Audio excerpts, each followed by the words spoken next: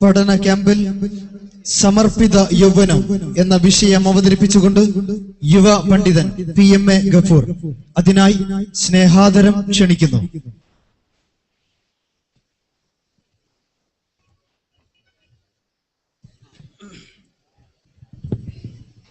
പ്രത്യേകം ശ്രദ്ധിക്കുക, KNM ഭാരവാഹികളുടെ യോഗം നടക്കുന്നത് നമ്മുടെ യുവത നഗർ വേദിയുടെ പിറകുവശത്താണ് എന്ന് പ്രത്യേകം ഭാരവാഹികളെ ഉണർത്തുന്നു. പ്രഭാഷണം നിർവഹിക്കാൻ PMA ഗഫൂർ സാഹിബിനെ സ്നേഹാദരം ക്ഷണിക്കുന്നു. അസ്സലാമു അലൈക്കും. അൽഹംദുലില്ലാഹി റബ്ബിൽ ആലമീൻ. നുസല്ലി വനുസല്ലിമു അലാ നബിയ്യിനാ മുഹമ്മദിൻ വആലിഹി വഅസ്ഹാബിഹി വസല്ലം. വളരെ പ്രിയമുള്ള എൻ്റെ കുടുംബാംഗങ്ങളെ, നമ്മുടെ ഈ ഒരുമിച്ച് കൂടൽ, ഇവിടെ ചെലവഴിക്കുന്ന സമയവും ഒരു സ്വാലിഹായ അമലായി ദയാലുവായ അള്ളാഹു സ്വീകരിക്കുമാറാകട്ടെ. സമ്മേളനങ്ങൾ കൊണ്ട് എന്താണ് കാര്യം എന്ന് ചോദിക്കുന്ന ആളുകളുണ്ട്. സമ്മേളനങ്ങൾ കൊണ്ടുള്ള ഏറ്റവും വലിയ കാര്യം നമ്മൾക്ക് ഇങ്ങനെ ഒരുമിച്ച് കാണാൻ കഴിയുന്നു എന്നത് തന്നെയാണ്. നടന്ന വഴികളെക്കുറിച്ച് ആലോചിക്കുവാനും നടക്കാനിരിക്കുന്ന ദൂരങ്ങളെക്കുറിച്ച് ചിന്തിക്കുവാനുമുള്ള സംഗമമാണ് നമ്മുടെ കൂടിച്ചേരലുകൾ. ജീവിതത്തിൻ്റെ പരമമായ ലക്ഷ്യത്തെക്കുറിച്ചുള്ള പുനർവിചാരങ്ങളാണ് ഇത്തരം കൂടിച്ചേരലുകളിൽ നമ്മുടെ മനസ്സിൽ നിരന്തരമായി ഉയർന്നു പോകേണ്ടത്. സമ്മേളനത്തിന് വന്നപ്പോൾ ഉള്ളതിനേക്കാൾ അള്ളാഹുവിനെക്കുറിച്ചുള്ള ഭയവും പരലോകമെന്ന പ്രതീക്ഷയും സർവമനുഷ്യരോടുമുള്ള സ്നേഹവും വർദ്ധിപ്പിക്കുവാൻ കഴിഞ്ഞുകൊണ്ടുള്ള ഒരു മനസ്സോടുകൂടി ഈ സ്റ്റേഡിയം ഗ്രൗണ്ടിൽ നിന്ന് വീട്ടിലേക്ക് തിരിച്ചു പോകാൻ കഴിയുന്നവർ മഹാഭാഗ്യവാന്മാർ. അല്ലാത്ത ആളുകൾ നഷ്ടക്കാരാണ്. ആ വിജയികളിൽ ഉൾപ്പെടുവാനുള്ള ശ്രമം എൻ്റെയും നിങ്ങളുടെയും ഭാഗത്തു നിന്നുണ്ടാകണമേ എന്ന് തുടക്കത്തിലെ ആഗ്രഹിക്കുകയാണ്. എല്ലാ മനുഷ്യരും ജീവിക്കുന്ന ആളുകളാണ്. പക്ഷേ ജീവിതത്തെക്കുറിച്ച് ആലോചിക്കുന്ന ആളുകൾ വളരെ കുറച്ചേ ഉള്ളൂ. അതിൻ്റെ കാരണം ജീവിക്കുന്നത് പോലെ എളുപ്പമല്ല ജീവിതത്തെക്കുറിച്ച് ആലോചിക്കുവാൻ. ജീവിതത്തെ യാഥാർത്ഥ്യബോധത്തോടുകൂടി സ്വീകരിക്കുക എന്നുള്ളതാണ് ഒരു സത്യവിശ്വാസിയുടെ ദൗത്യം. പല രീതിയിൽ ജീവിതത്തെ സ്വീകരിക്കുന്ന ആളുകളുണ്ട്. ഒരു തമാശയായി, ചില വിനോദങ്ങൾക്കുള്ള ഇടവേളകളായി ഒരായുസ്സിനെ സ്വീകരിക്കുന്ന ആളുകൾ നമ്മുടെയൊക്കെ ചുറ്റുമുണ്ട്. എന്നാൽ അതിൽ നിന്ന് വ്യത്യസ്തമായി ഓരോ സെക്കൻഡും വിചാരണ ചെയ്യപ്പെടുന്നതാണ് എന്ന ഓർമ്മയോടുകൂടി ഒരായുസ്സിനെ ധന്യമാക്കാൻ കഴിയുന്നവരാണ് ജീവിതത്തിലെ വിജയികൾ. നമ്മൾ സ്നേഹത്തോടുകൂടി വളർത്തിക്കൊണ്ടുവന്ന നമ്മുടെ മക്കൾ, ആ മക്കളുടെ വിദ്യാഭ്യാസവും അവരുടെ ജീവിതത്തിന് ആവശ്യമായ സൗകര്യങ്ങളും അവരുടെ ആഗ്രഹങ്ങൾ സഫലമാക്കേണ്ടതിനാവശ്യമായ പരിശ്രമങ്ങളും എല്ലാം നമ്മൾ ചെയ്തു കൊടുക്കുന്നു. ആ മക്കൾക്ക് വേണ്ടിയാണ് മാതാപിതാക്കളുടെ ജീവിതം. അവരുടെ അധ്വാനം, അവരുടെ പരിശ്രമങ്ങൾ, അവരുടെ സമ്പാദ്യം എല്ലാം. മനുഷ്യർ തെറ്റ് ചെയ്യുന്നത് പോലും മക്കൾക്ക് വേണ്ടിയാണ്. പലപ്പോഴും ആളുകൾ മോഷ്ടിക്കുന്നത് മക്കൾക്ക് വേണ്ടിയാണ്. അപ്പോ തെറ്റ് ചെയ്യാൻ പോലും നമ്മളെ പ്രേരിപ്പിക്കുന്ന, അല്ലെങ്കിൽ പലരെയും അതിന് പ്രേരിപ്പിക്കുന്ന മനസ്സിന്റെ ആഴങ്ങളിൽ നിന്നുള്ള സ്നേഹമാണ് മക്കളോടുള്ള സ്നേഹം. എൻ്റെ ഒരു സുഹൃത്ത് പറഞ്ഞ അനുഭവമുണ്ട്. അദ്ദേഹത്തിൻ്റെ കൂടെ ഗൾഫിൽ റൂമിൽ താമസിച്ചിരുന്ന ഒരാള് 30-ലേറെ വർഷം അദ്ദേഹം ഗൾഫിൽ ജീവിച്ചു. അങ്ങനെ നാട്ടിലേക്ക് ഗൾഫ് ജീവിതം മതിയാക്കി തിരിച്ചു പോകുമ്പോൾ ആ പാവം മനുഷ്യന് ഒരു സമ്മാനം കൊടുക്കാൻ റൂമിലുള്ള എല്ലാ ആളുകളും തീരുമാനിക്കാണ്. അങ്ങനെ അദ്ദേഹത്തോട് ചോദിച്ചു, നിങ്ങൾക്ക് എന്താണ് വേണ്ടത്? നിങ്ങൾ എന്താണ് പറയുന്നതെങ്കിലും ഞങ്ങൾ വാങ്ങിത്തരും, അതാണ് ഞങ്ങളുടെ ഉദ്ദേശ്യം. അദ്ദേഹം വേണ്ട എന്നൊരുപാട് തവണ പറഞ്ഞു. അവർ നിർബന്ധിച്ചപ്പോൾ അദ്ദേഹത്തിന്റെ മനസ്സിലുള്ള ഒരാഗ്രഹം പറഞ്ഞു. ആ ആഗ്രഹം എങ്ങനെയായിരുന്നു? എന്നും അദ്ദേഹം ജോലിക്ക് പോകുന്ന വഴിവക്കിൽ പീടികയിൽ കറങ്ങിക്കൊണ്ടിരിക്കുന്ന ഒരു കോഴിയുണ്ട്. അദ്ദേഹം പറയാണ്, ഒരു ഷവായ കഴിക്കുക അല്ലെങ്കിൽ ഒരു ഷവർമ കഴിക്കുക എന്നുള്ളതാണ് അദ്ദേഹത്തിന്റെ ജീവിതത്തിലെ ഏറ്റവും വലിയ ആഗ്രഹം. അദ്ദേഹത്തിന്റെ മക്കൾ ഒരു പക്ഷേ അത് കഴിച്ചിട്ടുണ്ടാവും. പക്ഷേ 32 വർഷത്തെ പ്രവാസ ജീവിതത്തിൽ ഒരിക്കൽ പോലും ആ പാവം മനുഷ്യൻ അത് കഴിച്ചിട്ടില്ല. നമ്മുടെ മറ്റൊരു സുഹൃത്ത് പറഞ്ഞതാണ്, അദ്ദേഹത്തിന്റെ കൂടെ ജോലി ചെയ്തിരുന്ന ആള് നാട്ടിലേക്ക് വന്നു. ലീവ് കഴിഞ്ഞിട്ടും അദ്ദേഹം പിന്നെയും എക്സ്റ്റെൻഡ് ചെയ്യാണ്. അപ്പൊ വിളിച്ചു ചോദിച്ചപ്പോ അയാൾ പറഞ്ഞു, എന്താണ് ഗൾഫിലേക്ക് തിരിച്ചു വരാത്തത് എന്ന് ചോദിച്ചപ്പോൾ ആ പാവം മനുഷ്യൻ പറഞ്ഞു, എൻ്റെ കുട്ടിക്ക് ഒരു പല്ല് വരുന്നുണ്ട്, ആ പല്ല് വന്നു കഴിഞ്ഞിട്ട് ഞാൻ അങ്ങോട്ട് വരാം.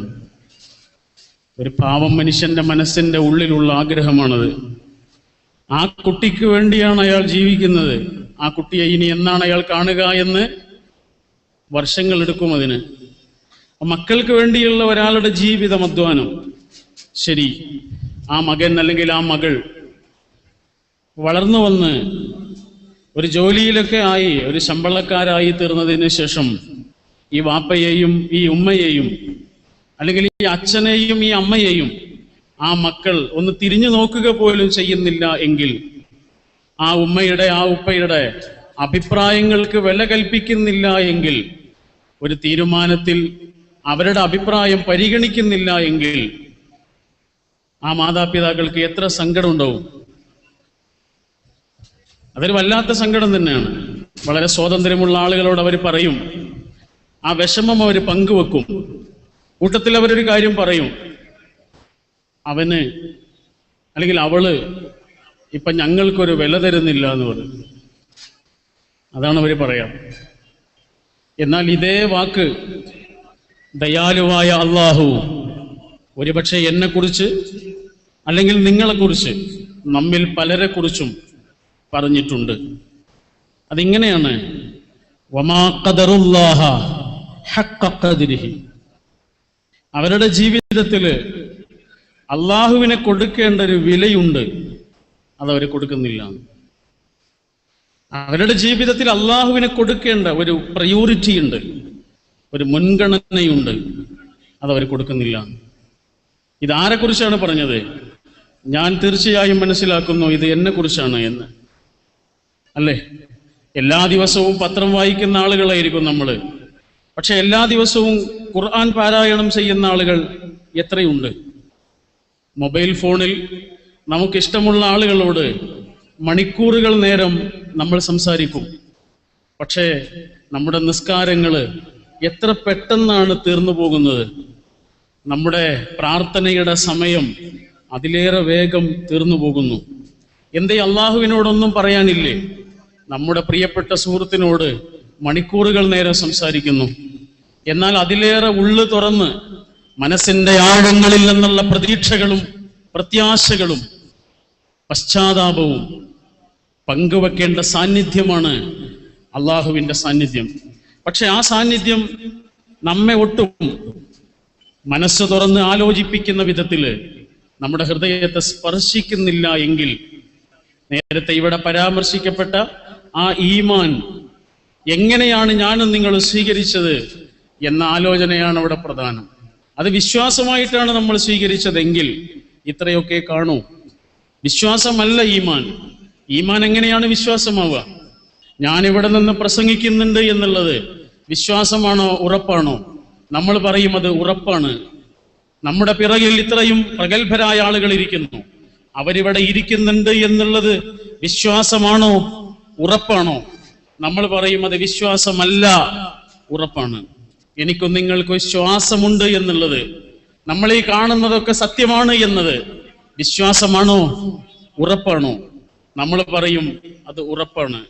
അങ്ങനെയാണെങ്കിൽ നമ്മുടെ കൂടെ ഒരല്ലാഹു ഉണ്ട് എന്നുള്ളത് വിശ്വാസമാണോ, ഉറപ്പാണോ?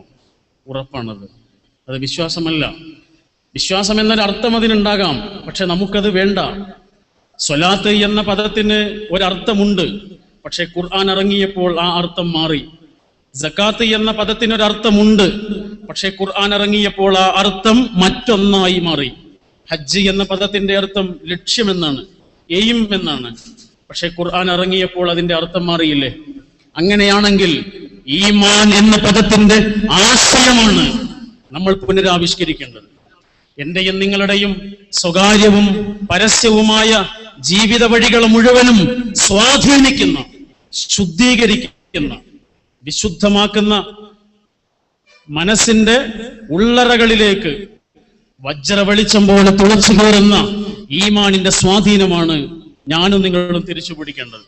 അതാണ് മഹാനായ നൂഹ് നബി അലൈഹിസ്സലാം അദ്ദേഹത്തിന്റെ സമൂഹത്തോട് ചോദിച്ചത്. ആ ചോദ്യം അവരോട് മാത്രമായിരുന്നില്ല, എന്നോടും നിങ്ങളും കൂടിയാണ്. ആ ചോദ്യം ഇങ്ങനെയാണ്: വമാലക്കും എന്താണ് നിങ്ങൾക്ക് പറ്റിയത്? ലാ തർജൂന ലില്ലാഹി വഖാറ. എന്താണ് അള്ളാഹുവിന് നിങ്ങളൊരു വഖാറത്ത് കൊടുക്കാത്തത്? വഖാറത്ത് എന്ന പദത്തിന് മലയാളത്തിലേക്ക് കൊണ്ടുവരാൻ വളരെ പ്രയാസകരമാണ്. ആ വഖാറത്താണ് ഈമാൻ. ഒരു അധ്യാപകൻ അടുത്തുണ്ട് എങ്കിൽ ആ അധ്യാപകന്റെ വിദ്യാർത്ഥി എത്ര ആഗ്രഹമുണ്ടെങ്കിലും ചില കാര്യങ്ങൾ ചെയ്യുകയില്ല. മാതാപിതാക്കൾ അടുത്തുണ്ട് എങ്കിൽ അവരുടെ മകൻ അല്ലെങ്കിൽ അവരുടെ മകൾ എത്ര ആഗ്രഹമുണ്ടെങ്കിലും ചില കാര്യങ്ങൾ ചെയ്യുകയില്ല. അതിന്റെ കാരണം എന്താണ്? അവരവിടെ ഉണ്ട് എന്ന വഖാറത്താണത്. ആ വഖാറത്ത് എന്ന പദം ഉപയോഗിച്ചുകൊണ്ട് തന്നെയാണ് പ്രവാചക തിരുമേനി സല്ലല്ലാഹു അലൈഹി വസല്ലം ഈമാനിനെ വിശദീകരിച്ചത്. മാ വഖറ ഫിൽ ഖൽബ്. ഈമാൻ എന്ന് പറഞ്ഞാൽ ഹൃദയത്തിന്റെ ഉള്ളിൽ ഉണ്ടാകുന്ന വഖാറത്താണ്. അതൊരു ഗൗരവമാണ്. മാതാപിതാക്കൾ ചെയ്യരുത് എന്നൊരു പറഞ്ഞ സംഗതി മക്കൾ മാതാപിതാക്കളുടെ കൺമുന്നിൽ വെച്ച് ചെയ്താൽ അതിന്റെ അർത്ഥം എന്താണ്? ആ ഉപ്പയ്ക്ക് ആ ഉമ്മയ്ക്ക് 5 പൈസയുടെ വില കൊടുത്തില്ല എന്നാണ് അതിന്റെ അർത്ഥം. അങ്ങനെയാണെങ്കിൽ അള്ളാഹു ചെയ്യരുത് എന്ന് പറഞ്ഞൊരു സംഗതി ഞാൻ ചെയ്യുന്നുണ്ടെങ്കിൽ അതിന്റെ അർത്ഥം അള്ളാഹുവിന്റെ കൺമുന്നിൽ വെച്ച് ചെയ്യുന്നു എന്നാണ്. ആ സാന്നിധ്യമാണ്, അല്ലെങ്കിൽ ആ സാന്നിധ്യത്തെ കുറിച്ചുള്ള ഭയമാണ് വഖാറത്ത്. ആ വഖാറത്ത് ഉള്ളിൽ സൃഷ്ടിക്കപ്പെട്ട ആ വഖാറത്തിന്റെ ആഴം മനസ്സിൽ പതിഞ്ഞ ഒരാൾക്ക് മാത്രമേ ജീവിതത്തെ ഇസ്ലാം ആക്കുവാൻ കഴിയുകയുള്ളൂ. ജീവിതത്തെ ഇസ്ലാം ആക്കുവാൻ കഴിയുകയുള്ളൂ. ആ പ്രവർത്തനമാണ് യഥാർത്ഥത്തിൽ ഷഹാദത്ത്. ഷഹാദത്ത് പലപ്പോഴും നമ്മൾ ചർച്ച ചെയ്യാതെ പോയ ഒരാശയമാണ്. നിസ്കാരം എന്താണ്? നമ്മൾ പറയും നിസ്കരിക്കാനുള്ളതാണ്. ഇസ്ലാം കാര്യങ്ങൾ പറയുമ്പോൾ നോമ്പ് അത് നിർവഹിച്ചു വിട്ടാനുള്ളതാണ്. ഹജ്ജ് അത് ചെയ്തു വിട്ടാനുള്ളതാണ്. സക്കാത്ത് അത് കൊടുക്കുവാനുള്ളതാണ്. എന്നാൽ ഇതിന്റെ ഒക്കെ മുന്നേ ഒരു കാര്യം പറഞ്ഞിട്ടുണ്ടല്ലോ. അതെന്താണ്? അത് ഷഹാദത്താണ്. ആ ഷഹാദത്ത് എന്തിനുള്ളതാണ്? ജീവിതത്തിൽ ഒരു പ്രാവശ്യം പറഞ്ഞ് അവസാനിപ്പിക്കാനുള്ളതല്ല, ഓരോ സ്പന്ദനങ്ങളിലും ഉയർന്നു കാണേണ്ടതാണ് ഷഹാദത്ത്. നിസ്കാരങ്ങൾക്ക് സമയമുണ്ട്, സക്കാത്തിന് സമയമുണ്ട്, ഹജ്ജിന് സമയമുണ്ട്, നോമ്പിന് സമയമുണ്ട്. ഷഹാദത്തിന് സമയമില്ല. നമ്മുടെ ഓരോ സെക്കൻഡും ഷഹാദത്താവുക എന്നുള്ളതാണ് ഏറ്റവും പ്രധാനം. ആ ഷഹാദത്തിന്റെ മാർഗത്തിലേക്ക് ജീവിതത്തെ തിരിച്ചു കൊണ്ടുവരാൻ കഴിയുന്നവർ, അവരാണ് യഥാർത്ഥത്തിൽ ജീവിതത്തെ സമർപ്പിച്ചവരായി മാറുന്നത്. ആ ചരിത്രമാണ് ഖലീലുല്ലാഹി ഇബ്രാഹിം നബി അലൈഹി സ്വലാമിന്റെ ജീവിതം. ജീവിതത്തിന്റെ വരും വരായികളെ കുറിച്ച് ആലോചിക്കുന്നില്ല. അള്ളാഹു പറഞ്ഞ ഒരു കാര്യം സ്വീകരിക്കുന്നതിന്, അള്ളാഹു കൽപ്പിച്ച ഒരു കാര്യം അംഗീകരിക്കുന്നതിന്, അതുകൊണ്ട് എനിക്ക് എന്ത് സംഭവിക്കുമെന്ന വരും വരായികളെ കുറിച്ച് ആലോചിക്കുന്നില്ല. പലപ്പോഴും എന്റെയും നിങ്ങളുടെയും പ്രശ്നം നമ്മൾ വരും വരായികളെ കുറിച്ച് ആലോചിക്കുന്നു എന്നുള്ളതാണ്. ഇബ്രാഹിം നബി അലൈഹി സ്വലാമിന്റെ ജീവിതം പഠിപ്പിക്കുന്ന ഏറ്റവും വലിയ പാഠം, ഏറ്റവും മഹത്തരമായ മാതൃക വരും വരായികളെ കുറിച്ച് ആലോചിക്കാതെ ഭൗതിക ജീവിതത്തിൽ അതുകൊണ്ട് എന്ത് സംഭവിച്ചാലും അള്ളാഹുവിന്റെ കൽപ്പനകളെ ശിരസാവഹിക്കുവാനുള്ള തയ്യാറെടുപ്പാണ് യഥാർത്ഥത്തിൽ ഷഹാദത്ത്. ഒന്ന് ആലോചിച്ച് നോക്കൂ നിങ്ങൾ. ഇസ്മായിൽ എന്ന പിഞ്ചു കുഞ്ഞ് ഇബ്രാഹിം നബി അലൈഹി സ്വലാമിന് പ്രായാധിക്യത്തിലാണ് ലഭിക്കുന്നത്. 70 വയസ്സ് പിന്നിട്ടതിന് ശേഷമാണ് ഇസ്മായിൽ എന്ന കുഞ്ഞിന് ലഭിക്കുന്നത് എന്ന് ബൈബിൾ പറയുന്നുണ്ട്. ഏറെ പ്രായം ചെന്നിട്ടാണ് കിട്ടുന്നത്. അങ്ങനെയാണെങ്കിൽ അത്രയും വാർദ്ധക്യത്തില് ഇബ്രാഹിം നബി അലൈഹി സ്വലാമിന് ഒരു കുട്ടിയെ കിട്ടുന്നുണ്ടെങ്കിൽ ആ സമയത്ത് ഇബ്രാഹിം നബിയുടെ ഏറ്റവും വലിയ കൗതുകം ആ കുട്ടിയായിരിക്കും. പക്ഷെ ആദ്യം അള്ളാഹു ചെയ്യുന്നത് എന്താണ്? ആ കുട്ടിയെ കൊഞ്ചാനും ആ കുട്ടിയെ തലോടാനും ലാളിക്കുവാനും അള്ളാഹു ഇബ്രാഹിം നബിക്ക് കൊടുക്കുന്നില്ല. പകരം എന്തു ചെയ്തു? പകരം മക്കയിൽ പോയി ഉപേക്ഷിക്കാൻ പറഞ്ഞു. ആലോചിക്കണം നിങ്ങൾ. ഇസ്മായിൽ എന്ന പിഞ്ചു കുഞ്ഞിനെ അറുക്കണമെന്ന് പറഞ്ഞപ്പോൾ ആ കുഞ്ഞിന്റെ കഴുത്തിൽ കത്തിവെക്കുവാൻ തയ്യാറായ ഇബ്രാഹിം നബിയെ കുറിച്ച് നമ്മൾ പ്രസംഗിക്കാറുണ്ട്. പക്ഷേ ആ കുട്ടിയും ആ പിതാവും തമ്മിലുള്ള ബന്ധം ഞാനും എന്റെ കുട്ടിയും തമ്മിലുള്ള ബന്ധമല്ല, നിങ്ങളും നിങ്ങളുടെ മക്കളും തമ്മിലുള്ള ബന്ധമല്ല. അകന്നു ആ കുട്ടി. ആ കുട്ടിയെ ലഭിച്ച് ലാളിച്ച് ഊതി മാറുന്നതിന് മുമ്പ് ആ കുട്ടിയെ മരുഭൂമിയിൽ കൊണ്ടുപോയി ഉപേക്ഷിക്കുവാൻ പറഞ്ഞു. അകന്ന ഒരു കുട്ടി, ആ കുട്ടിയോടുള്ള ആഗ്രഹവും ആ കുട്ടിയെ കാണാനുള്ള മോഹവും എത്ര വലുതായിരിക്കും. ഭാര്യ ഗർഭിണിയായിരിക്കുന്ന സമയത്ത് ഗൾഫിലേക്ക് പോയ ഒരാളോട് ചോദിച്ചാൽ മതി അതിന്റെ മനസ്സംഘർഷം എത്രയാണ് എന്ന്. അങ്ങനെയാണെങ്കിൽ ഒരു കുട്ടിയെ കിട്ടിയിട്ട് ആദ്യം അള്ളാഹു ചെയ്യുന്നത് ആ കുട്ടിയെയും ആ ഉപ്പയെയും തമ്മിൽ അകറ്റുകയാണ്. എന്ന് പറഞ്ഞാൽ ആ കുട്ടിയോടുള്ള ഇഷ്ടം വർദ്ധിപ്പിക്കുകയാണ് ചെയ്യുന്നത്. ആ വർദ്ധിച്ച ഇഷ്ടത്തോടുകൂടി നിൽക്കുന്ന ആ ഉപ്പയോടാണ് അള്ളാഹു പറഞ്ഞത് ഇനി ആ കുട്ടിയെ ബലിയറുക്കണം. സാധിക്കുമോ? അള്ളാഹുവെ എന്റെ നുബുവത്ത് തിരിച്ചെടുത്തോളൂ എന്ന് വേണമെങ്കിൽ പറയാമായിരുന്നു. ഈ പ്രവാചകത്വത്തിന്റെ ഭാരം എനിക്കാവശ്യമില്ലെന്ന് പറയാമായിരുന്നു. പക്ഷേ സ്വീകരിച്ചു. ആ കുഞ്ഞിനെ മാത്രമല്ല മരുഭൂമിയിൽ കൊണ്ടുപേക്ഷിച്ചത്, പ്രസവത്തിന്റെ ക്ഷീണം മാറിയിട്ടില്ലാത്ത ഒരു പാവ ഉമ്മ കൂടി അവിടെയുണ്ട്. ആരാണ് ഹാജർ? ചരിത്രത്തിലെ ഒരു ഇതിഹാസമാണത്. ചരിത്രത്തിന്റെ മുകളിലാണ് ഹാജർ, ചരിത്രത്തിന്റെ ഉള്ളിലല്ല. ഹജ്ജ് ചെയ്യാൻ വരുന്ന ലക്ഷോപലക്ഷം വരുന്ന ഹാജിമാരോട് അള്ളാഹു പറയുന്നു സഫയിലൂടെയും മറുവയിലൂടെയും ഓടണം എന്ന്. എന്തിനാണത്? ഹാജറയുടെ കഥ, ഇസ്മായിൽ എന്ന കുഞ്ഞിന്റെ കഥ പുരാണമല്ല, ഇതിഹാസമല്ല, ചരിത്രത്തിന്റെ വെളിച്ചമുള്ള സംഭവമാണത്. ഇവിടെയാണ് ഇസ്മായിൽ കടന്നത്, ഇതിലൂടെയാണ് ഹാജർ ഓടിയത്, ഇവിടെയാണ് ഉറവ പൊട്ടി ഒഴുകിയത് എന്ന് എന്നോടും നിങ്ങളോടും പറയുന്നു. ഹാജർ ചരിത്രത്തിന്റെ മുകളിലാണ്. ഇസ്മായിലിന്റെ ഉമ്മ എന്നാണ് ഹദീസുകളിൽ മിക്കതിലും ഉപയോഗിച്ചത്, ഉമ്മു ഇസ്മായിൽ. എന്തുകൊണ്ട് ഹാജർ എന്ന് പ്രവാചക തിരുമേനി ഉപയോഗിച്ചില്ല? കാരണം ഹാജറിന് സ്വന്തമായൊരു പേരില്ല എന്നതുകൊണ്ടാണ്. ഹാജർ എന്ന് പറഞ്ഞാൽ എന്താ? ഹിജറ വന്നവൾ അല്ലെ? ബാബിലോണിൽ നിന്ന് മക്കയിലേക്ക് ഹിജറ വന്നതുകൊണ്ട് ഹാജർ എന്ന പേര് കിട്ടി. ബൈബിളിൽ ആഗാർ എന്നാണ് പറഞ്ഞിട്ടുള്ളത്. എന്തുകൊണ്ട് ഇസ്മായിലിന്റെ ഉമ്മയ്ക്ക് പേരില്ലാതായി? അതിന്റെ കാരണം ഇസ്മായിലിന്റെ ഉമ്മ ഒരടിമയായിരുന്നു എന്നതുകൊണ്ട്. അടിമകൾക്ക് പേരുണ്ടാകാറില്ല. യജമാനൻ എന്താണോ വിളിക്കുന്നത് അതാണ് അടിമയുടെ പേര്. യജമാനൻ എന്താണോ കൊടുക്കുന്നത് അതാണ് അടിമയുടെ ഭക്ഷണം. യജമാനൻ എന്താണോ സമ്മാനിക്കുന്നത് അതാണ് അടിമയുടെ വസ്ത്രം.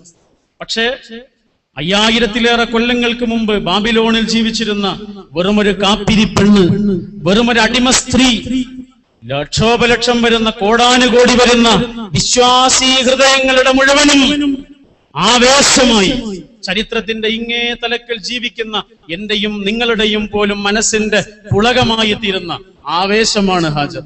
ആ ഹാജറിന്റെ പ്രതീകങ്ങളാണ് ഈ ചുറ്റും നിൽക്കുന്നത്. അവകാശ നിഷേധത്തിന്റെ പ്രതീകങ്ങളായി തീർന്നിരിക്കുന്നു ഇന്ന് സ്ത്രീകൾ അല്ലെ?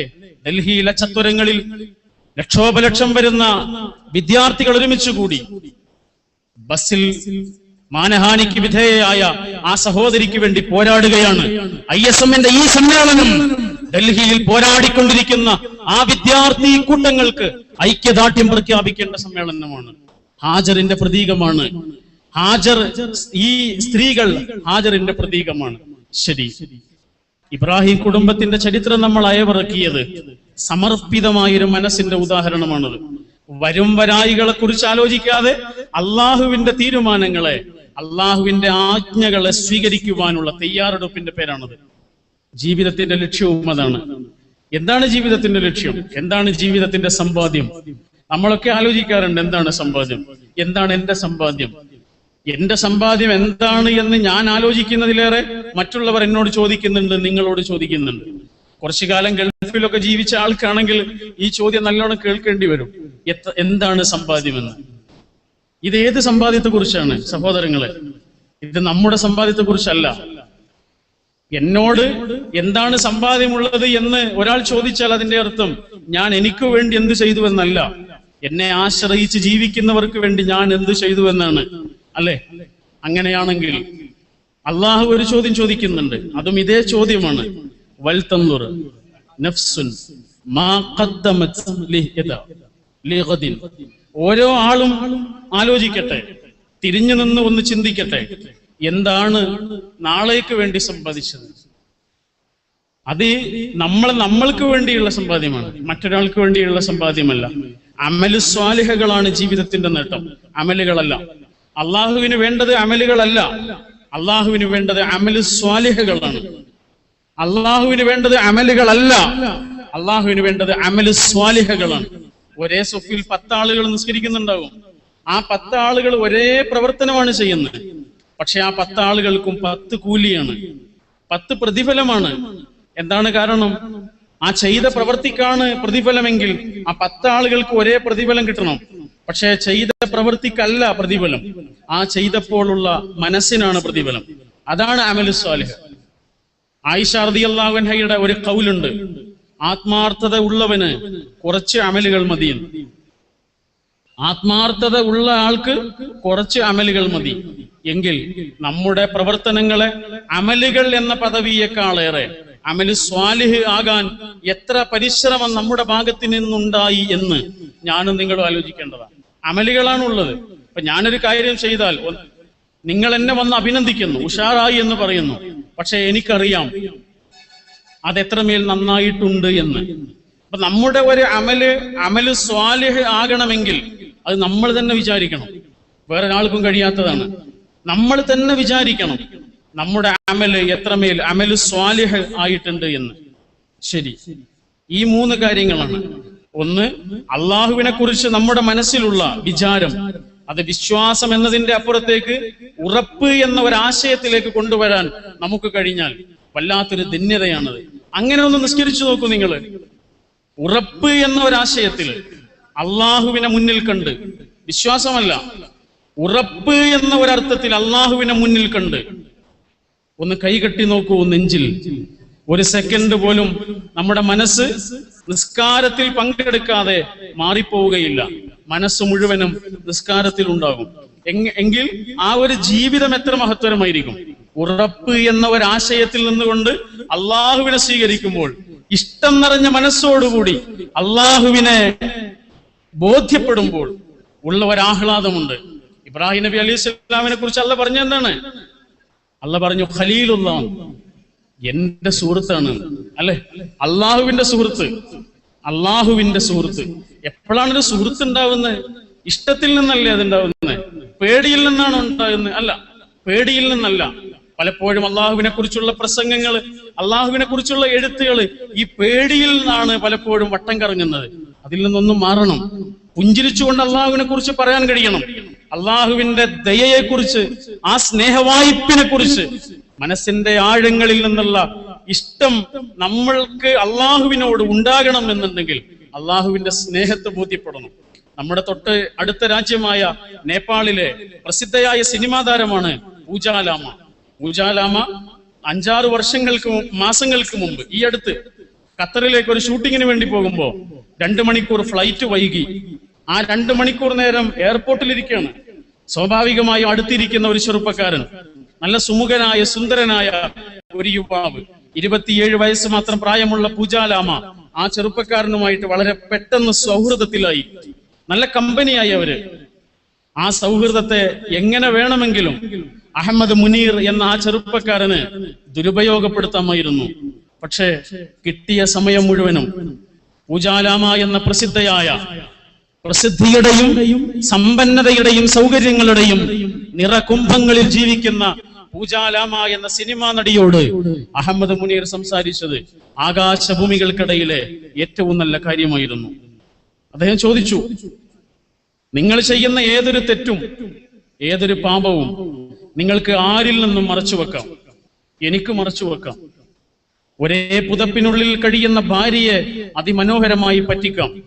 തൊട്ടടുത്ത് കിടക്കുന്ന ഭർത്താവിനെ അതിലേറെ മനോഹരമായി ചതിക്കാം. പരസ്പരം ചതിച്ചും പരസ്പരം വഞ്ചിച്ചും പരസ്പരം നിന്ദിച്ചും ജീവിക്കുന്ന ഒരു ലോകമാണ്. പക്ഷേ ഒരു കാര്യമുണ്ട്, നമ്മൾ ചെയ്യുന്ന എത്ര സ്വകാര്യമായ ഒരു പാപവും എത്ര സൂക്ഷ്മമായ ഒരു തെറ്റും ലോകത്തുള്ള എല്ലാ മനുഷ്യരുടെ കണ്ണുകളിൽ നിന്നും ക്യാമറയിൽ നിന്നും ഒളിപ്പിച്ചു വെക്കാൻ കഴിഞ്ഞാലും അത് കണ്ടുകൊണ്ട് ഒരാളുണ്ട് എന്ന കാര്യം പൂജാലാമയ്ക്ക് നിഷേധിക്കുവാൻ കഴിയുമോ എന്നാണ് അഹമ്മദ് മുനീർ ചോദിച്ചത്. 27 വയസ്സായപ്പോഴേക്ക് 5 ഭർത്താക്കന്മാരുടെ കൂടെ ജീവിച്ച സ്ത്രീയാണ് പൂജാലാമ. ബോധം നഷ്ടപ്പെടുന്നത് വരെ മദ്യപിക്കാറുണ്ടായിരുന്നു എന്നാണ് അവരെ കുറിച്ച് തന്നെ അവർ പറഞ്ഞത്. ഈ ഒരു ചോദ്യം, ദൈവത്തെക്കുറിച്ച് ഇത്ര മനോഹരമായി എന്നോട് ഇതുവരെ ആരും സംസാരിച്ചിട്ടില്ല എന്നാണ് പൂജാലാമ പറഞ്ഞത്. ആ ചോദ്യം എന്റെ മനസ്സിൽ വന്ന് തെറിച്ചു. ഞാൻ ദൈവത്തെക്കുറിച്ച് കൂടുതലായി ചോദിച്ചു. സ്വാഭാവികമായും ഇസ്ലാമിനെ കുറിച്ച് ചർച്ച തുടർന്നു. ഇസ്ലാമിന്റെ വശ്യമനോഹരമായ ആശയധാരകളിലേക്ക് അഹമ്മദ് മുനീർ എന്നെ കൂട്ടിക്കൊണ്ടുപോയി. പൂജാലാമ ഖത്തറിലെ ഷൂട്ടിംഗ് ക്യാൻസൽ ചെയ്തിട്ട് നേപ്പാളിന്റെ തലസ്ഥാനമായ കാഠ്മണ്ഡുവിലേക്ക് തിരിച്ചു വന്ന് പത്രക്കാരെ മുഴുവനും വിളിച്ചുകൂട്ടി പറഞ്ഞു, മക്കനെ അണിഞ്ഞപ്പോൾ കൂടുതൽ സുന്ദരമായ മുഖത്തോടുകൂടി ലോകത്തോട് വിളിച്ചു പറഞ്ഞു, ഇനി എന്റെ പേര് പൂജാലാമ എന്നല്ല, എന്റെ പേര് അംന ഫാറൂഖിയാണ് എന്ന്. ഇന്ന് നേപ്പാളിലെ മുസ്ലിം സ്ത്രീകൾക്കിടയിൽ വിദ്യാഭ്യാസപരമായ സാമൂഹികമായ പ്രവർത്തന രംഗത്ത് നിറഞ്ഞു നിൽക്കുകയാണ് ആ പഴയ സിനിമാ താരം. നമ്മുടെ ഈ സമ്മേളനത്തിൽ പങ്കെടുപ്പിക്കണമെന്ന് നമ്മൾ വല്ലാതെ ആഗ്രഹിച്ചിരുന്നു. പക്ഷേ ചില സാങ്കേതിക കാരണങ്ങൾ കൊണ്ടത് നടന്നില്ല. എന്താണ് പൂജാലാമയുടെ ജീവിതത്തിൽ സംഭവിച്ചത്? അള്ളാഹുവിനെ കുറിച്ച് ഹൃദയത്തിന്റെ ഭാഷയിൽ പുഞ്ചിരിച്ചുകൊണ്ട് പറയാൻ കഴിഞ്ഞ ഒരു പ്രബോധകന്റെ വിജയമാണത്. എത്ര യാത്രകൾ നമ്മൾ ചെയ്യുന്നു, എത്രയെത്ര മനുഷ്യരെ കണ്ടുമുട്ടുന്നു. ഈ ഒരു സന്ദേശം ഹൃദയത്തിന്റെ ഭാഷയിൽ കൈമാറുവാൻ നമുക്ക് സാധിച്ചോ? ഇതാണ് നമ്മൾ ആലോചിക്കേണ്ടത്. ദഅവത്ത് ഷഹാദത്തിന്റെ ഏറ്റവും പ്രധാനപ്പെട്ട ഒരു ഭാഗമാണ്. കോട്ടയം ജില്ലയിലെ നമ്മുടെ ഒരു പ്രവർത്തകൻ, അദ്ദേഹത്തിന്റെ പ്രബോധന പ്രവർത്തനങ്ങളിലൂടെ ഒരുപാട് ആളുകൾ ഇസ്ലാമിന്റെ സ്നേഹ സന്ദേശം സ്വീകരിക്കുന്നു. എന്താണ് അദ്ദേഹത്തിന്റെ മാജിക്? നമ്മുടെ ഒരു സുഹൃത്ത് അദ്ദേഹത്തിന്റെ പിന്നാലെ പോയി ഒരു ദിവസം. അദ്ദേഹം പ്രബോധനത്തിന് വേണ്ടി പോയപ്പോ, ദഅവത്തിന് വേണ്ടി പോകുമ്പോ അദ്ദേഹത്തിന്റെ കൂടെ പോയി. എന്താണ് അദ്ദേഹത്തിന്റെ മാജിക് എന്നറിയാൻ അദ്ദേഹത്തിന്റെ കൂടെ പോയി ഒരു ദിവസം മുഴുവൻ അദ്ദേഹത്തിന്റെ കൂടെ പ്രബോധന പ്രവർത്തനത്തിൽ പങ്കെടുത്ത് ആ സുഹൃത്ത് തിരിച്ചു വന്നിട്ട് പറഞ്ഞു, അദ്ദേഹത്തിന്റെ മാജിക് വേറൊന്നുമല്ല, അദ്ദേഹം ഇസ്ലാമിനെ കുറിച്ച് പറയുന്നത് ഹൃദയം കൊണ്ടാണ്, നാവ് കൊണ്ടല്ല, ഹൃദയം കൊണ്ടാണ്. നാവ് കൊണ്ട് മാത്രം പറയുന്ന വാക്കുകൾ ചെവിയിൽ വന്നേ തട്ടു, ഹൃദയം കൊണ്ട് പറയുന്ന വാക്കുകൾ ഹൃദയത്തിലാണ് തട്ടുന്നത്. ഇസ്ലാമിനെ കുറിച്ച് അങ്ങനെ പറയാൻ നമുക്ക് സാധിക്കട്ടെ. ആരാണ് ഇലാഹ്? ആരാണ് ഇലാഹ്? നമ്മൾക്ക് ഇഷ്ടമില്ലാത്തൊരു കാര്യം നമ്മൾ ഒരാൾക്ക് വേണ്ടി ഇഷ്ടത്തോടു കൂടി ചെയ്യുന്നുണ്ടെങ്കിൽ അയാളാണ് ഇലാഹ്. അതാരാണോ അതാണ് നമ്മുടെ ഇലാഹ്. അത് ജോലിക്ക് വേണ്ടിയാണെങ്കിൽ അതാണ്, പണത്തിന് വേണ്ടിയാണെങ്കിൽ അതാണ്, വേറെ വല്ലതിനും വേണ്ടിയാണെങ്കിൽ അതാണ്. രാവിലെ 5 മണിക്ക് ഞാനോ നിങ്ങളോ എഴുന്നേൽക്കുന്നത് ജോലിക്ക് പോകാനാണെങ്കിൽ അത് ഇഷ്ടത്തോടു കൂടിയാവാം. അല്ലെങ്കിൽ നല്ലൊരു വിനോദത്തിന് വേണ്ടിയാണെങ്കിൽ എത്ര തണുപ്പുള്ള പ്രഭാതത്തിലും നമ്മൾ ഇഷ്ടത്തോടു കൂടി ഉണരും, അല്ലെ? എന്നാൽ ആ ഒരു ഇഷ്ടമുണ്ടല്ലോ, ലാ യുഅ്മിനു അഹദുക്കും ഹത്താ യകൂന ഹവാഉ തബഅൻ ബിമാ ജിഅ്തു ബിഹി. അല്ലാഹുവിന്റെ റസൂലിന്റെ തിരുമേനി സല്ലല്ലാഹു അലൈഹി വസല്ലമയുടെ മനോഹരമായ ഒരു വചനമാണത്. ലാ യുഅ്മിനു അഹദുക്കും, ഈമാൻ എന്താണ് എന്ന് നിങ്ങൾക്ക് മനസ്സിലായിട്ടില്ല. എന്നോട് നിങ്ങളോട് ഈമാൻ എന്താണ് എന്ന് നിങ്ങൾക്ക് മനസ്സിലായിട്ടില്ല. അവിടേക്ക് നിങ്ങൾ എത്തിയിട്ടില്ല. ഏതുവരെ? ഹത്താ യകൂന ഹവാഉ, നിങ്ങളുടെ ഇഷ്ടം തബഅൻ ബിമാ ജിഅ്തു ബിഹി, ഞാൻ എന്താണോ കൊണ്ടുവന്നത് അത് നിങ്ങളുടെ ഇഷ്ടമാകണം. നിസ്കരിക്കുന്ന 3-4 മിനിറ്റ് ഒരു ദിവസത്തിൽ ഏറ്റവും സന്തോഷമുള്ള സമയമാകണം. നിസ്കരിക്കുവാൻ വേണ്ടി പോകുന്ന ആ നടത്തം, ആ യാത്ര നമ്മുടെ മനസ്സിന്റെ ഏറ്റവും ഇഷ്ടമുള്ള സമയമാകണം. അതാണത്. എങ്കിൽ ആ ഒരു ഇഷ്ടത്തോടു കൂടി ഇസ്ലാമിനെ സ്വീകരിക്കുവാനും ദീനിനു വേണ്ടിയുള്ള പരിശ്രമങ്ങളിൽ മുന്നേറുവാനും നമുക്ക് സാധിച്ചാൽ അത് തന്നെയാണ് വിജയം. ഇസ്ലാമിനെ പല രീതിയിലാണെന്ന് വായിക്കുന്നത്. പല രീതിയിൽ ഇസ്ലാമിനെ നോക്കിക്കാണുന്നു. ചില ആളുകൾ പറയുന്നു കുറെ ആചാരങ്ങളാണ് ഇസ്ലാം, വേറെ ചില ആളുകൾ പറയുന്നു കുറച്ച് അനുഷ്ഠാനങ്ങളാണ് ഇസ്ലാം, വേറെ ചില ആളുകൾ ഇസ്ലാമിനെ ഒരു സാംസ്കാരിക സംഘടനയാക്കി മാറ്റുന്നു. നിങ്ങൾ ആലോചിച്ച് നോക്കൂ, യഥാർത്ഥത്തിൽ എന്താണ് ഇസ്ലാം? വിശുദ്ധ ഖുർആനും ഹദീസും മുന്നിൽ വെച്ചുകൊണ്ട്, ഇസ്ലാമിന്റെ ചരിത്രം മുന്നിൽ വെച്ചുകൊണ്ട് നമ്മൾ പരിശോധിച്ചാൽ നമുക്ക് മനസ്സിലാകും ഇസ്ലാം ഇസ് കൾച്ചർ. ഇസ്ലാം എന്ന് പറഞ്ഞാൽ ഒരു സംസ്കാരമാണ്. ഒരാളുടെ സ്വകാര്യ ജീവിതത്തെ, വ്യക്തി ജീവിതത്തെ, കുടുംബ ജീവിതത്തെ, അയൽപ്പക്ക ബന്ധങ്ങളെ, രാഷ്ട്രീയ ബന്ധങ്ങളെ, സാമൂഹിക ബന്ധങ്ങളെ എല്ലാം സ്വാധീനിക്കുന്ന ഒരു കൾച്ചറാണ് ഇസ്ലാം, അല്ലെ? ആ ഒരു കൾച്ചറിലേക്ക് ഇസ്ലാമിനെ കൊണ്ടുവരാൻ സാധിച്ചാൽ അയാൾ ഒരു മുസ്ലിം എന്ന നിലക്ക്, ഒരു പ്രബോധകൻ എന്ന നിലക്കും വിജയിച്ചു. നമ്മുടെ നാട്ടിലേക്ക് ഇസ്ലാമിന്റെ വെളിച്ചവുമായി ആദ്യമായി കടന്നു വന്ന ആളുകൾ ഇസ്ലാമിനെ പ്രചരിപ്പിച്ചത് വലിയ ശബ്ദത്തിലൊന്നായിരുന്നില്ല, വലിയ പ്രസംഗങ്ങളിലൂടെ, പ്രഭാഷണങ്ങളിലൂടെ ആയിരുന്നില്ല, മറിച്ച് ഹൃദയത്തിന്റെ ഭാഷയിലായിരുന്നു. ഡോക്ടർ KM പണിക്കർ എഴുതിയിട്ടുള്ള ഒരു പുസ്തകമുണ്ട്. ആ പുസ്തകത്തിൽ അദ്ദേഹം പറയുന്നുണ്ട്, വൈകുന്നേരമായാൽ ഈ അമുസ്ലിങ്ങളായ ആളുകളുടെ, കൊടുങ്ങല്ലൂരിലെ ഹിന്ദു കുടുംബങ്ങളുടെ വാതിലിൽ വന്ന് ഇവർ മുട്ടുന്നു. തുറന്നു നോക്കുമ്പോൾ എന്റെ പ്രിയപ്പെട്ട സുഹൃത്ത്, ജമാഅത്തെ ഇസ്ലാമിയുടെ യുവജന സംഘടന സോളിഡാരിറ്റിയുടെ അഭിവന്ദ്യനായ ജനറൽ സെക്രട്ടറി T. മുഹമ്മദ് വേളുമാണ് നമ്മുടെ സദസ്സിലേക്ക്, നമ്മുടെ വേദിയിലേക്ക് കടന്നു വന്നത്. ഞാൻ അദ്ദേഹത്തെ സ്വാഗതം ചെയ്യുന്നു. കൊടുങ്ങല്ലൂരിലെ ഹിന്ദു കുടുംബങ്ങളുടെ വീട്ടിൽ ഈ അറബികളായ ആളുകൾ വൈകുന്നേരം വന്ന് വാതിലിൽ മുട്ടുന്നു. തുറന്നു നോക്കുമ്പോൾ ഈ മാപ്പിളമാരാണ്. അവരോട് ചോദിക്കും, എന്താണ് ഈ സന്ധ്യാസമയത്ത്? അവരുടെ കൂടെ അറബിയും മലയാളവും അറിയുന്ന ദ്വിഭാഷികൾ പറഞ്ഞു കൊടുക്കും, ഇവർക്ക് ഭക്ഷണം കഴിക്കാനുള്ള സമയമായിട്ടുണ്ട്. അവർക്ക് ഭക്ഷണം കഴിക്കണം എന്നുണ്ടെങ്കിൽ അയൽപ്പക്കത്തുള്ള ആളുകൾ ഭക്ഷണം കഴിച്ചു എന്ന് ഉറപ്പ് വരുത്തണമത്രേ, അതിനുവേണ്ടി വന്നതാണ്. ഹിന്ദുക്കളായ ആളുകളും കച്ചവടം നടത്തും, ഈ അറബികളായ ആളുകളും കച്ചവടം നടത്തും. ഒരേ സാധനമാണ് കച്ചവടം നടത്തുക. ഈ അറബികൾ ഒരു ദിവസം 10 രൂപ കിട്ടണം എന്നാണ് വിചാരിച്ചതെങ്കിൽ രാവിലെ 11 മണിയാകുമ്പോഴേക്ക് 10 രൂപ കിട്ടിയാൽ കട പൂട്ടും. കടയിലേക്ക് വരുന്നവരോട് പറയും, ഇനി അവിടുന്ന് വാങ്ങിക്കോളൂ. ആ കച്ചവടം നടത്തിയ ഒരാളായിരുന്നു അപ്പു. 10 രൂപ കിട്ടണമെന്ന് വിചാരിച്ച ആളുകൾ 11 രൂപയാകാൻ കാത്തിരിക്കുന്നില്ല എന്ന്. അങ്ങനെയാണ് ഈ സംസ്കാരത്തിന്റെ സൗന്ദര്യം കണ്ടുകൊണ്ട് അപ്പു എന്ന ഒരാളും അദ്ദേഹത്തിന്റെ കുടുംബവും ഇസ്ലാമിലേക്ക് കടന്നു വരുന്നത്. പ്രവാചക തിരുമേനിയുടെ ഒരു ശിഷ്യൻ ഭക്ഷണം കഴിക്കാൻ നേരത്ത് പുറത്തേക്ക് ഇറങ്ങിയിട്ട് അവിടെയുള്ള കാക്കയ്ക്കും പൂച്ചയ്ക്കും ഒക്കെ ഭക്ഷണം ഇട്ട് കൊടുക്കുമെന്ന്. അപ്പൊ ആരോ വന്ന് ചോദിച്ചു, എന്താണിത്? അദ്ദേഹം പറഞ്ഞു, അയൽവാസി പട്ടിണി കിടക്കെ ഭക്ഷണം കഴിക്കുന്നവൻ നമ്മിൽപ്പെട്ടവനല്ല എന്ന് പ്രവാചക തിരുമേനി പഠിപ്പിച്ചിട്ടില്ലേ? വിശക്കുന്ന അയൽവാസി എന്ന് പറഞ്ഞാൽ അത് മനുഷ്യന്മാര് മാത്രമാണ് എന്ന് എനിക്ക് തോന്നിയിട്ടില്ല എന്ന് പറയുന്ന പ്രവാചക തിരുമേനിയുടെ വിദ്യാലയത്തിൽ നിന്ന് പടിയിറങ്ങിയ ഒരു സ്വഹാബിവര്യന്റെ മനസ്സ് ഏത് ഭാഷ കൊണ്ട് നമ്മൾ വ്യാഖ്യാനിക്കും, ഏത് ശൈലി കൊണ്ട് വർണ്ണിക്കും? അതാണ് ഇസ്ലാമിന്റെ കൾച്ചർ. ആ കൾച്ചറിലേക്ക് തിരിച്ചു കൊണ്ടുവരാൻ നമുക്ക് കഴിയട്ടെ. വിശുദ്ധ ഖുർആൻ ആദ്യമായി ഇംഗ്ലീഷിലേക്ക് പരിഭാഷപ്പെടുത്തിയവരിൽ ഒരാളായ മുഹമ്മദ് മർമഡ്യൂക്ക് പിക്താൾ ബ്രിട്ടീഷ് ഗവൺമെന്റിന്റെ ഉദ്യോഗസ്ഥനായി ഗൾഫ് രാജ്യത്തെവിടെയോ ജോലി ചെയ്യുന്ന സമയത്ത് ഒരു രാവിലെ അദ്ദേഹത്തിന്റെ ഫ്ളാറ്റിന് താഴെ ബഹളം കേൾക്കുന്നു. അദ്ദേഹം ഇറങ്ങിച്ചെന്ന് നോക്കുമ്പോൾ നല്ല തടിമിടുക്കുള്ള ഒരു യുവാവിനെ വൃദ്ധനായ ഒരാൾ മർദ്ദിക്കുന്നു, അടിക്കുന്നു. ഇയാൾ അങ്ങോട്ടൊന്നും ചെയ്യുന്നില്ല. ആൾ ഒരുപാട് അടിച്ച് മർദ്ദിച്ച് അയാൾക്ക് മതി വന്നപ്പോ അയാളോട് നിന്ന് പോയി. അപ്പൊ ഈ ചെറുപ്പക്കാരനോട് പിക്താൾ ചോദിക്കാണ്, എന്താണ്, നിനക്ക് നല്ല ആരോഗ്യമുണ്ടല്ലോ, എന്നിട്ട് നിന്നെ അദ്ദേഹം ഇങ്ങനെയൊക്കെ മർദ്ദിച്ചിട്ട് എന്താ നീ അങ്ങോട്ടൊന്നും ചെയ്യാത്തത്? അദ്ദേഹം പറഞ്ഞു കൊടുത്തു, ഞാൻ അദ്ദേഹത്തിന്റെ അടുത്ത് കുറച്ച് പണം കടം വാങ്ങിയിരുന്നു, അത് തിരിച്ചു കൊടുക്കേണ്ട സമയമൊക്കെ കഴിഞ്ഞു പോയി, ആ ദേഷ്യം കൊണ്ട് വന്ന് അടിച്ചതാണ്. കടം തിരിച്ചു കൊടുക്കുക എന്നുള്ളത് ഇസ്ലാമിന്റെ വളരെ പ്രാധാന്യമുള്ള കാര്യമാണ്. ഖുർആൻ അത്ര പ്രാധാന്യത്തോടുകൂടി പറഞ്ഞിട്ടുണ്ട്. പിന്നെ പ്രായം ചെന്ന ആളുകളെ ബഹുമാനിക്കുക എന്നുള്ളത് അതിലേറെ പ്രാധാന്യമുള്ള കാര്യമാണ്.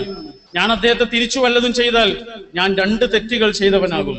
കടം തിരിച്ചു കൊടുത്തില്ല എന്നുള്ള തെറ്റും, പിന്നെ പ്രായം ചെന്ന ഒരാളെ മർദ്ദിച്ചു എന്ന തെറ്റും. ഈയൊരു വാക്കാണ് പിക്താളിന്റെ മനസ്സിനെ സ്വാധീനിക്കുന്നത്.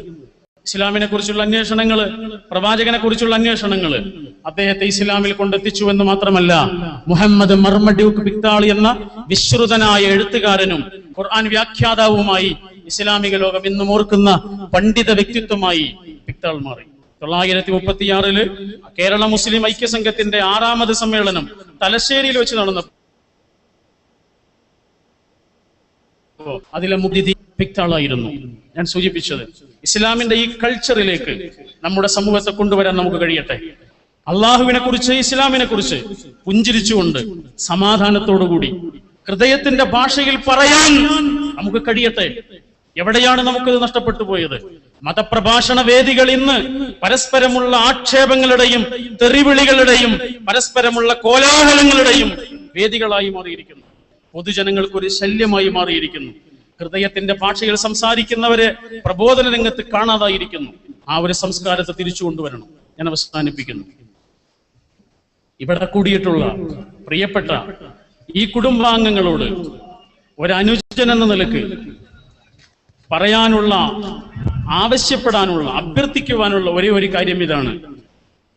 നിങ്ങൾ ഈ പ്രസ്ഥാനത്തെ സ്നേഹിക്കുന്നുണ്ടെങ്കിൽ, ഈ ദീനിനെ നിങ്ങൾ സ്നേഹിക്കുന്നുണ്ടെങ്കിൽ, ഈ ദീനിൽ എത്തിപ്പെട്ടു എന്നതിൽ നമ്മൾ അഭിമാനിക്കുന്നുണ്ട് എങ്കിൽ, ഇന്ന് ഈ കുടുംബങ്ങളിൽ നിന്ന് നമുക്ക് ആവശ്യമുള്ളത് നല്ല പ്രബോധകരെയാണ്. കാലത്തിന്റെ ഭാഷയറിയുന്ന പ്രബോധകരെ, സ്വന്തം കാലിൽ നിൽക്കുന്ന പ്രബോധകരെ, സമൂഹത്തെക്കുറിച്ച് വലിയ സ്വപ്നങ്ങൾ കാണുവാൻ കഴിയുന്ന പ്രബോധകരെ, പുതിയ ടെക്നോളജിയെ അറിയുന്ന പ്രബോധകരെ, പുതിയ കാലത്തെ വായിക്കാൻ കഴിയുന്ന പ്രബോധകരെ, ഹൃദയത്തിന്റെ ഭാഷയിൽ ചിന്തകൾ കൈമാറാൻ കഴിയുന്ന പ്രബോധകരെ, അവരെ നമുക്ക് ആവശ്യമുണ്ട്. നിങ്ങളുടെ വീട്ടിൽ വളർന്നു വരുന്ന മക്കളെ, ആൺകുട്ടിയെ പെൺകുട്ടിയെ, ഇസ്ലാമിക ലോകത്തെ പ്രബോധന പ്രവർത്തനങ്ങളിലേക്ക് കൈമാറാൻ നമുക്ക് കഴിയട്ടെ. ഇന്ന് ഇസ്ലാമിക ലോകം, പ്രബോധന രംഗം മുല്ലമാരുടെ കൈകളിലല്ല, പ്രൊഫഷണലുകളുടെ കൈകളിലാണ്. സെക്കൻഡുകൾക്ക് ശമ്പളം വാങ്ങുന്ന പ്രൊഫഷണൽ രംഗത്തുള്ള ചെറുപ്പക്കാരാണ് ഇസ്ലാമിക ലോകത്തെ പ്രബോധന പ്രവർത്തനം ആത്മാഭിമാനത്തോടുകൂടി, മുസ്ലിമാണ് എന്ന അഭിമാനത്തോടുകൂടി ഇസ്ലാമിക ലോകത്ത് പ്രബോധന രംഗം അവരുടെ കയ്യിലാണ്. എത്ര മനോഹരമായി പ്രബോധന രംഗത്തെ അവർ കൊണ്ടുപോകുന്നു. ആ ഒരു സംസ്കാരത്തിലേക്ക് നമുക്ക് വളർന്നു വരണം. പ്രബോധന പ്രവർത്തനത്തിന് ഉപയോഗപ്പെടുത്താൻ കഴിയുന്ന കഴിവും പ്രതിഭയുമുള്ള മക്കളെ നമുക്ക് വേണം. അവർ ഡോക്ടർ ആവട്ടെ, അവർ എഞ്ചിനീയർ ആവട്ടെ, അവർ പത്രപ്രവർത്തകരാകട്ടെ, അവർ അധ്യാപകരാകട്ടെ, അവരെന്തുമാകട്ടെ, അവരുടെ ടേസ്റ്റിനനുസരിച്ചുള്ള എല്ലാ മേഖലകളിലേക്കും അവർ ഉയർന്നു പൊങ്ങുമ്പോഴും അള്ളാഹുവിന്റെ ദീനിലേക്കുള്ള ക്ഷണം ആത്മാഭിമാനത്തോടുകൂടി നിർവഹിക്കാൻ നമ്മുടെ മക്കൾക്ക് കഴിയട്ടെ. ആ പ്രബോധന പ്രവർത്തനം നമ്മുടെ ജീവിതത്തിന്റെ അന്തസ്സാർന്ന ഒരു വഴിയായി സ്വീകരിക്കുവാൻ നമുക്ക് കഴിയട്ടെ. ചരിത്രത്തിന്റെ പിന്നിൽ നിന്ന് നമുക്ക് ആവേശം ചൊരിയുന്ന നമ്മുടെ മഹത്തരായ നേതാക്കളോടുള്ള കടപ്പാട് നമ്മൾ നിർവഹിക്കേണ്ടത് അങ്ങനെയാണ്. പ്രബോധന പ്രവർത്തനം കാലത്തെ വായിച്ചുകൊണ്ടും കാലത്തെ തിരിച്ചറിഞ്ഞുകൊണ്ടുമാകണമെന്ന് ഏറ്റവും കൂടുതൽ നമ്മളോട് പറഞ്ഞത് മർഹൂം അബൂബക്കർ കാരക്കുന്നാണ്. അദ്ദേഹത്തിന്റെ പ്രസംഗങ്ങളൊക്കെ അതായിരുന്നു, അദ്ദേഹത്തിന്റെ ആലോചനകൾ അതായിരുന്നു.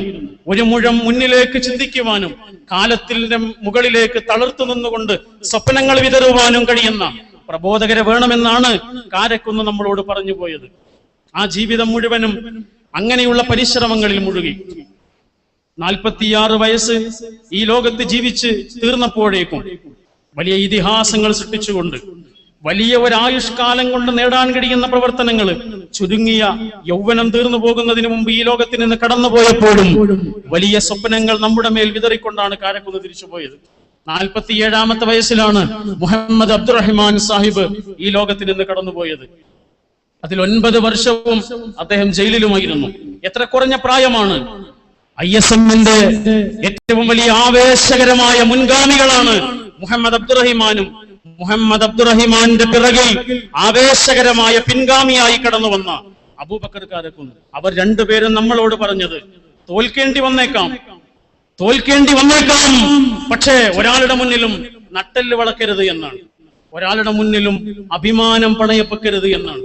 തോറ്റു മടങ്ങേണ്ടി വന്നാലും നട്ടെല്ല് വളക്കാൻ തയ്യാറല്ലാത്ത ഒരു യുവ സമൂഹത്തെയാണ് അബൂബക്കർ കാരക്കുന്ന് പടുത്തുയർത്തിയത്. സമ്മേളന സുവനീർ ഈ സമ്മേളന സ്റ്റേജ് വേദിയിലേക്ക്, ഗ്രൗണ്ടിലേക്ക് വണ്ടിയിലെത്തിയപ്പോൾ ഞാൻ ഒന്നാമത്തെ സോവനീർ എടുത്തിട്ട് ആദ്യം കൊണ്ടുപോയി കൊടുത്തത് പ്രിയങ്കരനായ ജ്യേഷ്ഠൻ ജലീൽ മാഷിനാണ്. അദ്ദേഹം ആ സോവനീർ ഇങ്ങനെ മറിച്ചു നോക്കിയിട്ട് അതിൽ കാരക്കുന്നിന്റെ ഒരു പ്രസംഗമുണ്ട്. ആ പ്രസംഗം എത്തിയപ്പോൾ അദ്ദേഹത്തിന്റെ പേജുകൾ അവിടെ നിന്നു. അദ്ദേഹത്തിന്റെ മറിക്കൽ അവിടെ അവസാനിച്ചു. എന്നിട്ട് അതൊന്ന് വായിച്ചു. പേടിയുള്ളവർക്ക് വേറെ പോകാം എന്നാണ് അതിന് തലക്കെട്ട് കൊടുത്തത്. പേടിയുള്ളവർക്ക് വേറെ പോകാം. ആ പ്രസംഗം വായിച്ച് ഒന്ന് മനസ്സുകൊണ്ട് വായിച്ചിട്ട് അവിടെയുള്ള മറ്റൊരു സുഹൃത്തിനോട് അദ്ദേഹം പറഞ്ഞു, നിങ്ങൾ ഇതൊന്ന് കേൾക്കണം, ഇത് കാരക്കുന്നിന്റെ പ്രസംഗമാണ്. എന്നിട്ട് അത് വായിച്ചു. ISM 40-ാം വാർഷിക സമ്മേളനത്തിൽ കാരക്കുന്ന് നടത്തിയ പ്രസംഗമാണ്. ആ പ്രസംഗം വായിക്കാൻ തുടങ്ങി. ജലീൽ മാഷ് കരഞ്ഞുപോയി. വിതുമ്പി വിതുമ്പി ഒരു കൊച്ചു കുഞ്ഞിനെ പോലെ കരഞ്ഞുപോയി. ഒരു സഹപ്രവർത്തകനെ കുറിച്ച് ആലോചിക്കുമ്പോൾ മനസ്സ് നിറഞ്ഞ സ്നേഹം തുളുമ്പിയിട്ട് കരയാൻ കഴിയുക എന്നത് ഒരു ചെറിയ പ്രവർത്തനമല്ല.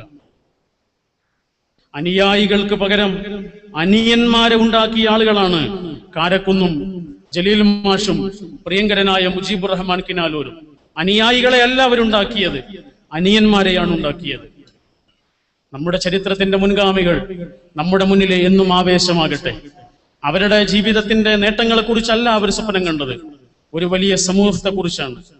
ഒരു വലിയ സമൂഹത്തെ കുറിച്ച്. അമ്മയ്ക്ക് കണ്ണുനീർ മാത്രം കൊടുത്തവൻ, നന്മയ്ക്ക് കണ്ണും കരുത്തും കൊടുത്തവൻ. അമ്മയ്ക്ക് കണ്ണുനീർ മാത്രം കൊടുത്തവൻ, നന്മയ്ക്ക് കണ്ണും കരുത്തും കൊടുത്തവൻ. പ്രിയമുള്ളതെല്ലാം ഒരു ഉജ്ജ്വല സത്യത്തിനൂർജമായി ഊറ്റിയോൻ രക്തസാക്ഷി. പ്രിയമുള്ളതെല്ലാം ഒരു ഉജ്ജ്വല സത്യത്തിനൂർജമായി ഊറ്റിയോൻ രക്തസാക്ഷി. എനിക്ക് ഈ പ്രസ്ഥാനം കൊണ്ട് എന്ത് കിട്ടിയെന്ന് ഒരു നിമിഷം പോലും ആലോചിക്കാതെ, എന്നെ കൊണ്ട് ഈ പ്രസ്ഥാനത്തിന് എന്ത് കിട്ടിയെന്ന് ഓരോ നിമിഷവും ആലോചിച്ച് പുതിയ കാൽവെപ്പുകളിലേക്ക് ധീരമായി കടന്നു പോകാൻ ഈ യുവസമൂഹത്തിന് കഴിയട്ടെ എന്ന് മനസ്സിന്റെ ഉള്ളറകളിൽ നിന്ന് ആത്മാർത്ഥമായി പ്രാർത്ഥിച്ചുകൊണ്ട് നിങ്ങൾക്കെല്ലാവർക്കും നന്ദി അർപ്പിച്ച്, മനസ്സിന്റെ ഉള്ളിൽ നിന്ന് നിങ്ങൾക്ക് നന്മയ്ക്ക് വേണ്ടി പ്രാർത്ഥിച്ചുകൊണ്ട് ഞാൻ എന്റെ വാക്കുകൾ അവസാനിപ്പിക്കുന്നു. വൽഹംദുലില്ലാഹി റബ്ബിൽ ആലമീൻ. അല്ലാഹുമ്മ സ്വല്ലി വസല്ലിം അലാ നബിയിക മുഹമ്മദ് വ ആലിഹി വ അസ്ഹാബിഹി വസല്ലം. അസ്സലാമു അലൈക്കും വറഹ്മത്തുള്ളാഹി. പ്രബോധന രംഗത്ത് കരുത്തും കാര്യബോധവും കൈവിടാതെ, കർമ്മപദത്തിൽ കാലിടറാതെ ജീവിതം സമർപ്പിതമാക്കണമെന്ന് ഓർമ്മപ്പെടുത്തി ഹൃദയസ്പർശിയായ വാക്കുകൾ സമ്മാനിച്ച PMA ഗഫൂറിന് പ്രത്യേക നന്ദി.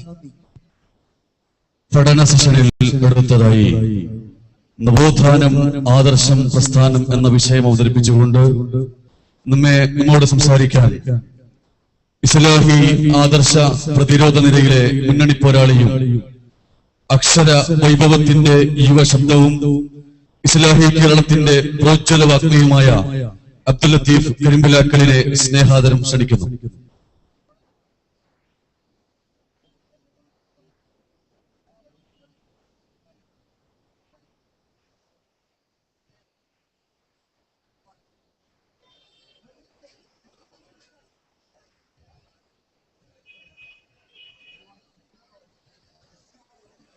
السلام عليكم ورحمة الله.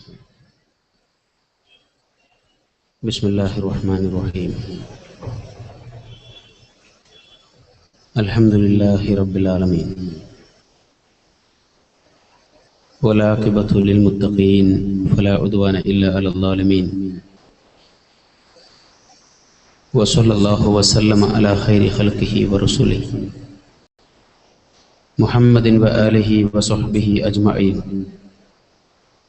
ومن تبعهم بإحسان إلى يوم الدين. أعوذ بالله من الشيطان الرجيم. بسم الله الرحمن الرحيم. قل جاء الحق وزهق الباطل إن الباطل كان زهوقا. إن أريد إلا الإصلاح ما استطعت وما توفيقي إلا بالله عليه توكلت وإليه أنيب. رب اشرح لي صدري ويسر لي أمري واحلل عقدة من لساني يفقه قولي. സ്നേഹാദരണീയരായ പണ്ഡിതന്മാരെ, നേതാക്കളെ, സംഘടനാ ഭാരവാഹികളെ, ഏറ്റവും പ്രിയപ്പെട്ട സഹോദരന്മാരെ, സഹോദരികളെ, സഹപ്രവർത്തകരെ, സുഹൃത്തുക്കളെ,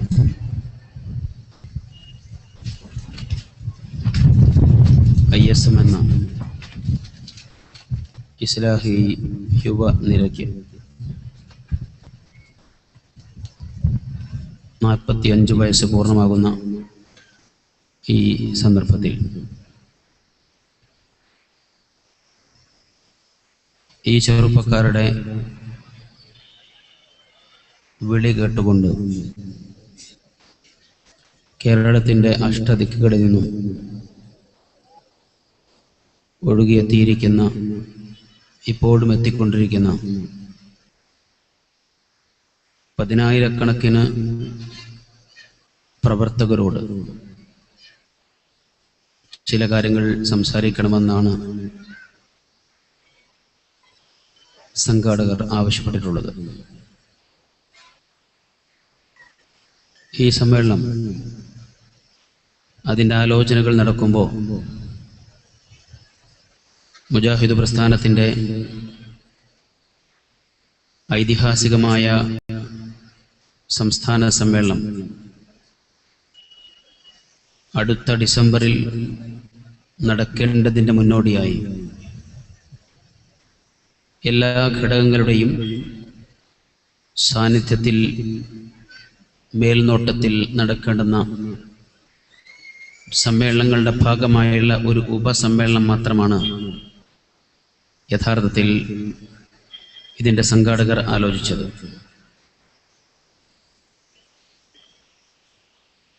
പക്ഷേ അങ്ങനെ വരുമ്പോൾ ഒരു നാട്ടിൽ നിന്ന് ഒരു ബസ് ബുക്ക് ചെയ്യുമെന്ന് വിചാരിച്ചിടത്ത് കാര്യങ്ങൾ ഇവിടെ എത്തുമ്പോൾ 4-5 ബസ്സുകൾ ബുക്ക് ചെയ്തിട്ടുണ്ട്. അതിൻ്റെ പ്രയാസങ്ങളാണ് ഈ ഗ്രൗണ്ടിൽ ഇപ്പോൾ അനുഭവിച്ചു കൊണ്ടിരിക്കുന്ന പ്രയാസങ്ങളെന്ന് മനസ്സിലാക്കുകയാണ്. പ്രസ്ഥാനത്തിൻ്റെ പ്രവർത്തകന്മാർ എന്ന നിലക്ക് ISMനോടും നമ്മുടെ പ്രസ്ഥാനത്തിൻ്റെ കാരണവന്മാരോടും സാരഥികളോടും സഹകരിക്കുവാനും സഹിക്കുവാനും തയ്യാറാകുമെന്ന് മനസ്സിലാക്കിക്കൊണ്ട് തന്നെ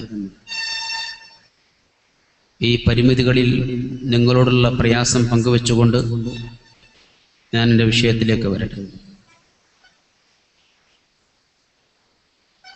നവോത്ഥാനം, പ്രസ്ഥാനം, ആദർശം. ഇവിടെ ചില സൗകര്യങ്ങൾ കൂടി ഒരുക്കിക്കൊണ്ടിരിക്കുന്നതിനാൽ എൻ്റെ സംസാരം സ്റ്റേജ് മാനേജർ എഴുത്ത് തന്ന ശേഷമേ നിർത്താവൂ എന്ന് നേരത്തെ അറിയിച്ചിട്ടുണ്ട്. ചില ക്രമീകരണങ്ങൾക്ക് വേണ്ടി ആയതുകൊണ്ട് അത് അംഗീകരിക്കേണ്ടി വന്നതാണ്. ഒരു നവോത്ഥാന പ്രസ്ഥാനം അതിൻ്റെ ആദർശധാരയിൽ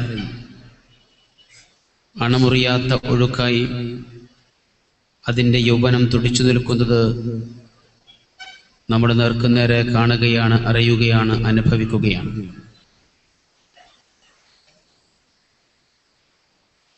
ഇരുളടഞ്ഞ അന്ധകാര നിബിഡമായ അന്ധവിശ്വാസങ്ങൾ കൊണ്ട് കലുഷിതമായ അനാചാരങ്ങൾ മതമാക്കി മാറ്റിയ ഒരു നൂറ്റാണ്ട് മുമ്പത്തെ കേരളീയ മുസ്ലിം സമൂഹത്തിൻ്റെ ചരിത്രം അതറിയുന്നവരും അയവർക്കുന്നവരുമാണ് നമ്മൾ. അവിടെ തൊടുത്തുവിട്ടിരിക്കുന്ന പ്രകാശകിരണങ്ങൾ വളരെ വേഗത്തിൽ പടർന്നു പന്തലിച്ച് അതിനൊരു വലിയ പ്രകാശഗോപുരമായി മാറി നിൽക്കുന്നതിൻ്റെ ഉദാഹരണം തന്നെയാണ് ഇവിടെ കണ്ടുകൊണ്ടിരിക്കുന്നത്. പക്ഷെ എല്ലാ വെളിച്ചത്തിനും അപ്പുറത്ത് ഇരുട്ടുണ്ടാകുമെന്നുള്ളതൊരു യാഥാർത്ഥ്യമാണ്. പകലിനപ്പുറം ഒരു രാത്രി ഉണ്ടല്ലോ. അത് നമ്മുടെ നാട്ടിലും നമ്മുടെ സമൂഹത്തിലും നമ്മൾ അനുഭവിക്കുന്നുണ്ട്. ഈ ഇരുട്ടിനെ തിരിച്ചറിയുവാൻ സാധിക്കുമ്പോഴാണ് വെളിച്ചത്തിന്റെ മഹത്വവും മഹാത്മ്യതയും പ്രാധാന്യവും നമുക്ക് ബോധ്യപ്പെടുന്നത്. വിശുദ്ധ ഖുർആനും പ്രവാചകചര്യയും സ്നേഹിക്കുവാനും ആദരിക്കുവാനും ബഹുമാനിക്കുവാനുമുള്ള ചില കൃതികൾ എന്നതിനപ്പുറത്ത് ജീവിതത്തിൽ ഒരിക്കലും ഇടപെടേണ്ടതില്ലാത്ത, വിശ്വാസികളുടെ വിശ്വാസ, ആദർശ, ആചാര, അനുഷ്ഠാന ജീവിതങ്ങളിൽ എവിടെയും കയറി വരേണ്ടതില്ലാത്ത, പ്രമാണങ്ങളിൽ ഒരവസാനത്തെ സ്ഥാനം പോലും നൽകപ്പെടേണ്ടതില്ലാത്ത വിധം അവഗണിക്കപ്പെട്ട, അകറ്റപ്പെട്ടിരിക്കുന്ന ഒരു കാലഘട്ടത്തിൽ ഇസ്ലാമിന്റെ അടിസ്ഥാന പ്രമാണങ്ങളാണ് വിശുദ്ധ ഖുർആനും പ്രവാചകചര്യയുമെന്ന് ഈ സമൂഹത്തെ പഠിപ്പിക്കുവാൻ കഠിനാധ്വാനം ചെയ്തവരാണ് നമ്മുടെ മുൻഗാമികളായിരിക്കുന്ന പണ്ഡിതന്മാർ, നേതാക്കന്മാർ. അതേ ഖുർആൻ പഠിപ്പിക്കുന്ന ആദർശധാര മനുഷ്യന് നൽകുന്ന നിർഭയത്വവും അവന് നൽകുന്ന പ്രതീക്ഷയും വളരാൻ അവനെ പ്രോത്സാഹിപ്പിക്കുന്ന അതിന്റെ നിരീക്ഷണങ്ങളും അതേറ്റവും സുപ്രധാനം തന്നെ.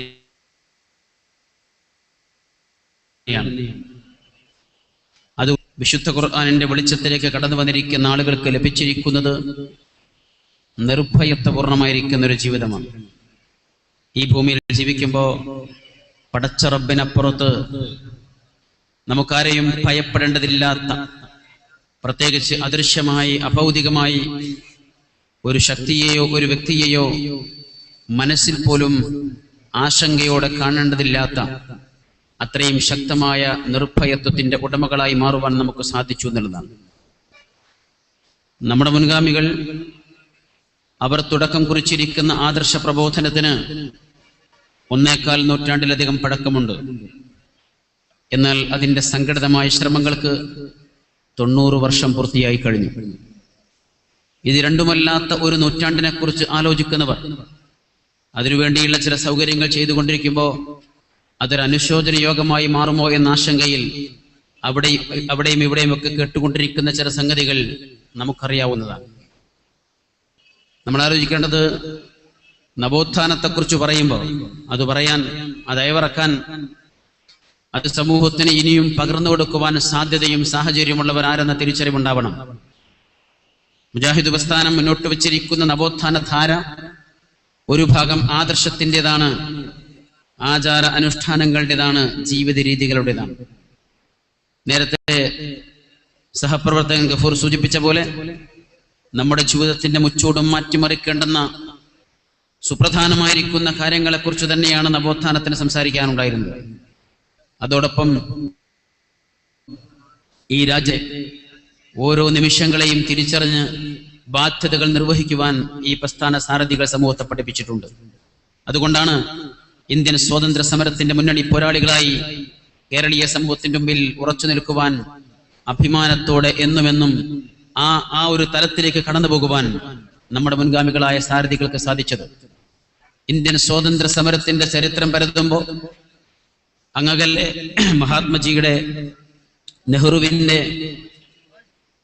മഹാനായ ഖുർആൻ പണ്ഡിതൻ അബുൽ കലാം ആസാദിന്റെ ഒക്കെ ചരിത്രം ഓർക്കുന്നതിന്റെ കൂടെ കേരളീയ സമൂഹത്തിൽ നമുക്ക് എണ്ണിവെക്കാനുള്ളത് വക്കം അബ്ദുൽ ഖാദർ മൗലവിയും KM മൗലവിയും KM സിദി സാഹിബും മുഹമ്മദ് അബ്ദുറഹിമാൻ സാഹിബും ഈ മൊയ്ദ് മൗലവിയും, അങ്ങനെ തുടരുന്ന ആ പട്ടിക നവോത്ഥാന പ്രസ്ഥാനത്തിന്റെ നായകന്മാരിലാണ് എത്തി നിൽക്കുന്നത് നമുക്കറിയാം. അത് വേറെ എങ്ങോട്ടും കയറി ചെന്നിട്ടില്ല.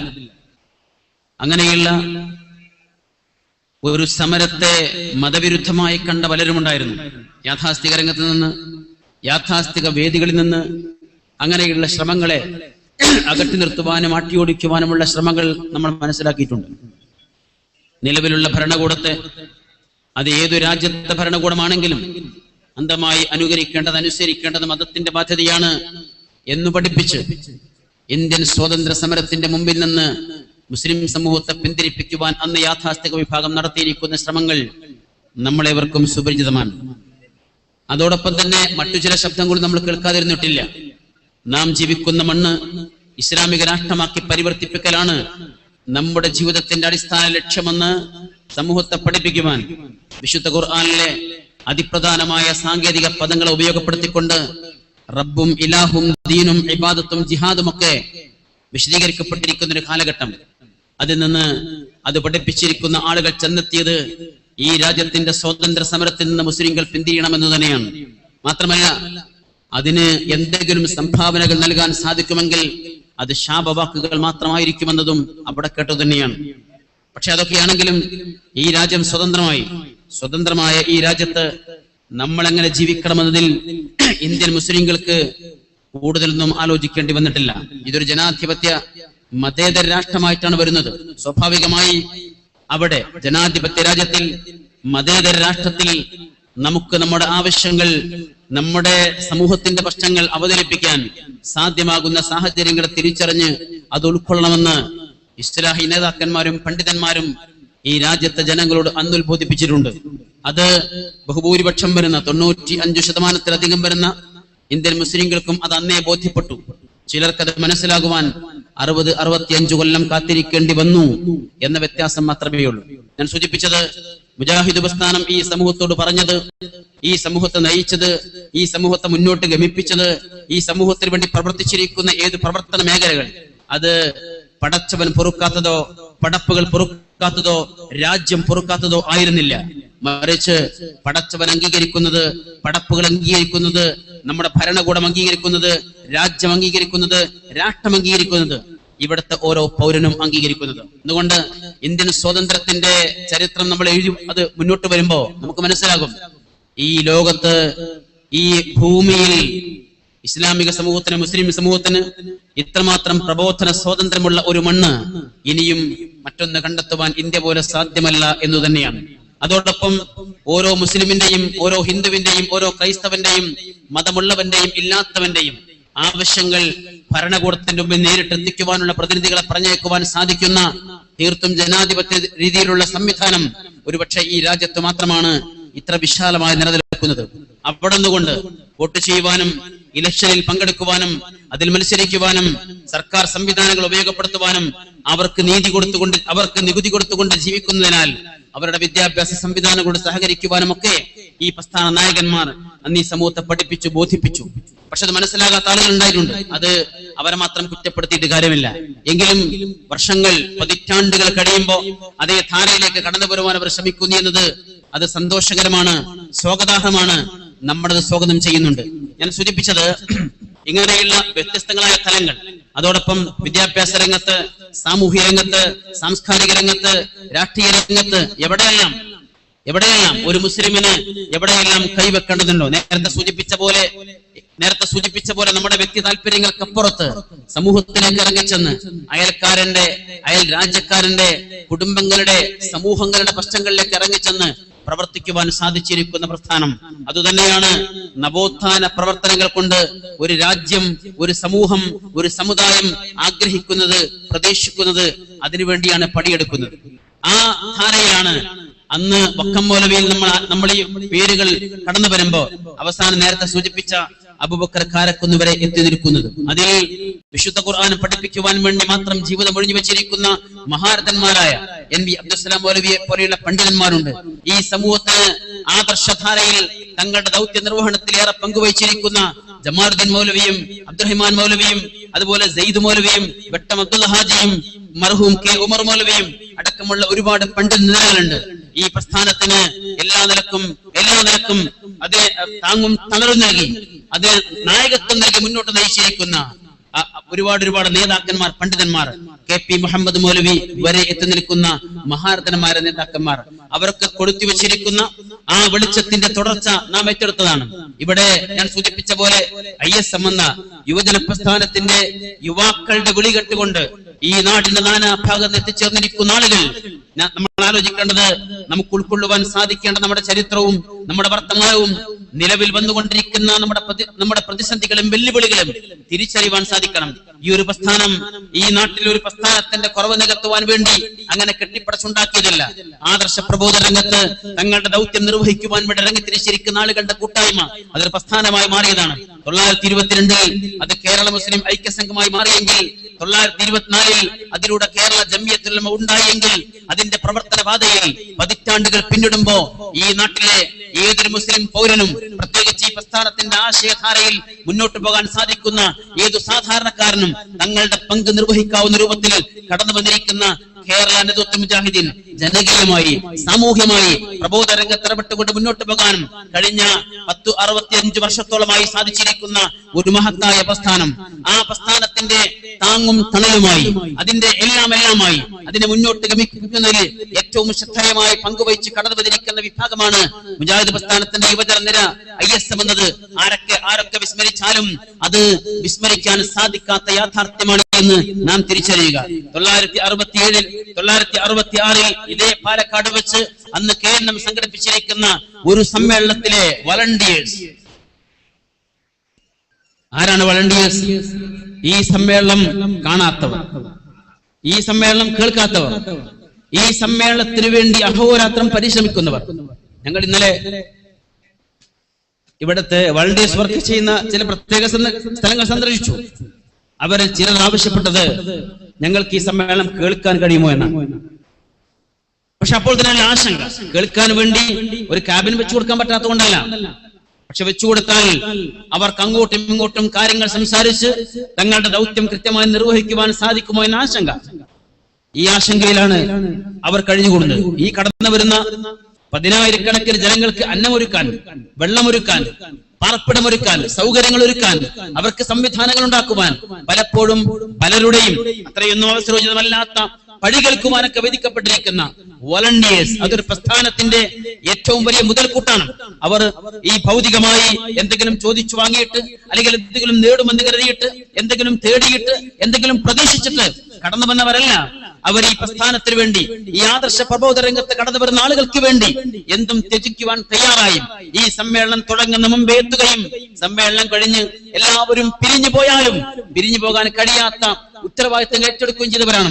അങ്ങനെയുള്ള ഒരു വളണ്ടിയേഴ്സ് വിഭാഗം 76 ഈ പാലക്കാട്ടുണ്ടായിരുന്നു. ആ വളണ്ടിയേഴ്സ് വിഭാഗത്തെ പ്രസ്ഥാനത്തിന് വേണ്ടി എന്നേക്കുമായി ഉപയോഗപ്പെടുത്തണം എന്ന തിരിച്ചറിവാണ് 1967 ISMന്റെ രൂപീകരണം. ഈ പാലക്കാട്ട് സമ്മേളനമാണ് അതിന്റെ കാരണമായി കടന്നു വന്നത് എന്ന് ഞാൻ ഓർമ്മിച്ചു എന്ന് മാത്രം ഇരിക്കട്ടെ. ആ സമ്മേളനം, അതിന്റെ അനന്തരമായി കടന്നു വന്നിരിക്കുന്ന ISM, അതിന്റെ 45 വർഷം പൂർത്തീകരിക്കുമ്പോ അതിനെ ഈ നാടിന്, ഈ നാട്ടുകാർക്ക് വേണ്ടി ചെയ്യാൻ സാധിച്ചിരിക്കുന്ന കർമ്മമേഖലകൾ ഒട്ടും ചെറുതല്ല നമുക്കറിയാം. പ്രബോധന രംഗത്ത് അത് കാഴ്ചവെച്ചിരിക്കുന്നത് ഒട്ടും ചെറിയ സംഗതികളല്ല നമുക്കറിയാം. നമ്മൾ അംഗീകരിക്കുന്നവരാണ്, മനസ്സിലാക്കുന്നവരാണ്. അതോടൊപ്പം സാമൂഹ്യ രംഗത്ത്, സാംസ്കാരിക രംഗത്ത്, വിദ്യാഭ്യാസ രംഗത്ത്, ക്ഷേമ പ്രവർത്തനങ്ങളിൽ എവിടെയെല്ലാം അബൂബക്കർ കാരക്കുന്നിന്റെ ഭാഷയിൽ പറഞ്ഞാൽ ISM ചെയ്തിരിക്കുന്ന തെറ്റെന്താണ്? രാജ്യത്തിന് നിരക്കാത്ത വല്ലതും ഈ ISM ചെയ്തു വെച്ചിട്ടുണ്ടോ? പടച്ചവനെ നിരക്കാത്ത വല്ലതും ചെയ്തു വെച്ചിട്ടുണ്ടോ? പടപ്പുകൾക്ക് ആവശ്യമില്ലാത്ത വല്ലതും ചെയ്തു വെച്ചിട്ടുണ്ടോ? അതിന്റെ ഓരോ പ്രമേയങ്ങൾ, ഓരോ സന്ദേശങ്ങൾ, ഓരോ പ്രചരണങ്ങൾ, ഓരോ പ്രവർത്തനങ്ങൾ എല്ലാം പരിശോധിക്കുക. ഇവിടെ നമ്മുടെ മെഡിക്കൽ എയ്ഡ് സെന്ററിന്റെ ചില പ്രവർത്തനങ്ങളെ കുറിച്ചുള്ള ചാർട്ടുകൾ കാണാൻ കഴിയും. അവർ ചെയ്തു വെക്കുന്ന പ്രവർത്തനം എന്താ?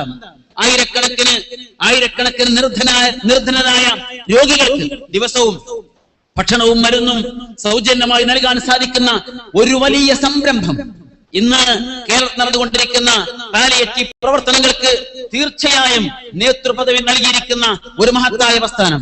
മാത്രമല്ല, അതിന്റെ നമ്മളിങ്ങനെ വായിച്ചു നോക്കൂ, 85ഓളം 10 വയസ്സിന് താഴെയുള്ള കുട്ടികളുടെ ഹാർട്ട് ഓപ്പറേഷൻ നടത്തിയിട്ടാണ് അവർ അതിന്റെ പ്രവർത്തനം ഇനിയും തുറന്നു കൊണ്ടുപോകുന്നത്.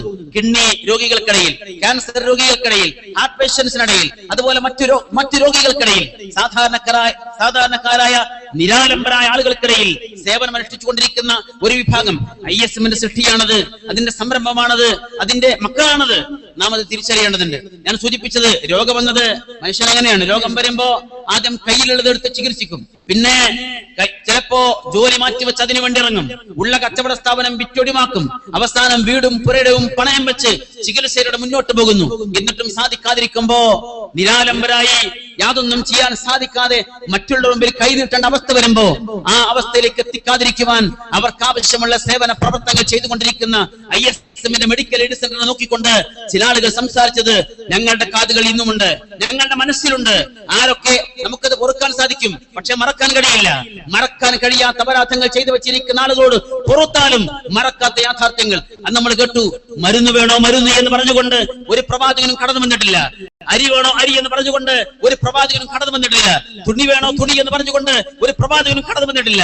മറിച്ച് അതൊക്കെ നിർവഹിക്കുവാൻ ഇവിടെ ഒരുപാട് മതസ്ഥരും ഒരുപാട് സാമൂഹ്യ സന്നദ്ധ സംഘടനകളും ഉണ്ടായിരിക്കെ നമ്മുടെ പ്രവർത്തനങ്ങൾ വേറെ ചില മേഖലകളിൽ മാത്രം ഒതുക്കി നിർത്തണമെന്ന് ആവശ്യപ്പെട്ട് തൗഹീദിന്റെ മഹത്വമാണ് പറയുന്നത് എന്ന് ആളുകൾക്കിടയിൽ പ്രചരിപ്പിക്കുവാൻ ശ്രമിച്ചിരിക്കുന്ന ആളുകൾ ഇന്ന് പറഞ്ഞുകൊണ്ടിരിക്കുന്ന തൗഹീദിന്റെ അവസ്ഥ എന്താണ് എന്ന് നാം തിരിച്ചറിഞ്ഞുകൊണ്ടിരിക്കുന്നു. ഇടക്കാലത്ത് കടന്നു വന്നിരിക്കുന്ന നിൽക്കുന്ന ചില പ്രശ്നങ്ങൾ ആരൊക്കെയാണ് വിജനമായ ഭൂമിയിൽ നിന്ന് ജിന്നിനോടും മലക്കിനോടും സഹായം തേടുന്നതെന്ന് ഗവേഷണം നടത്തുവാൻ വേണ്ടി 5-6 കൊല്ലം വിട്ടുകൊടുത്തപ്പോ സംഭവിച്ചത് സ്വന്തം പ്രസ്ഥാനം വിജനമായ ഭൂമിയായി മാറി എന്നതാണ് നാം മനസ്സിലാക്കുക.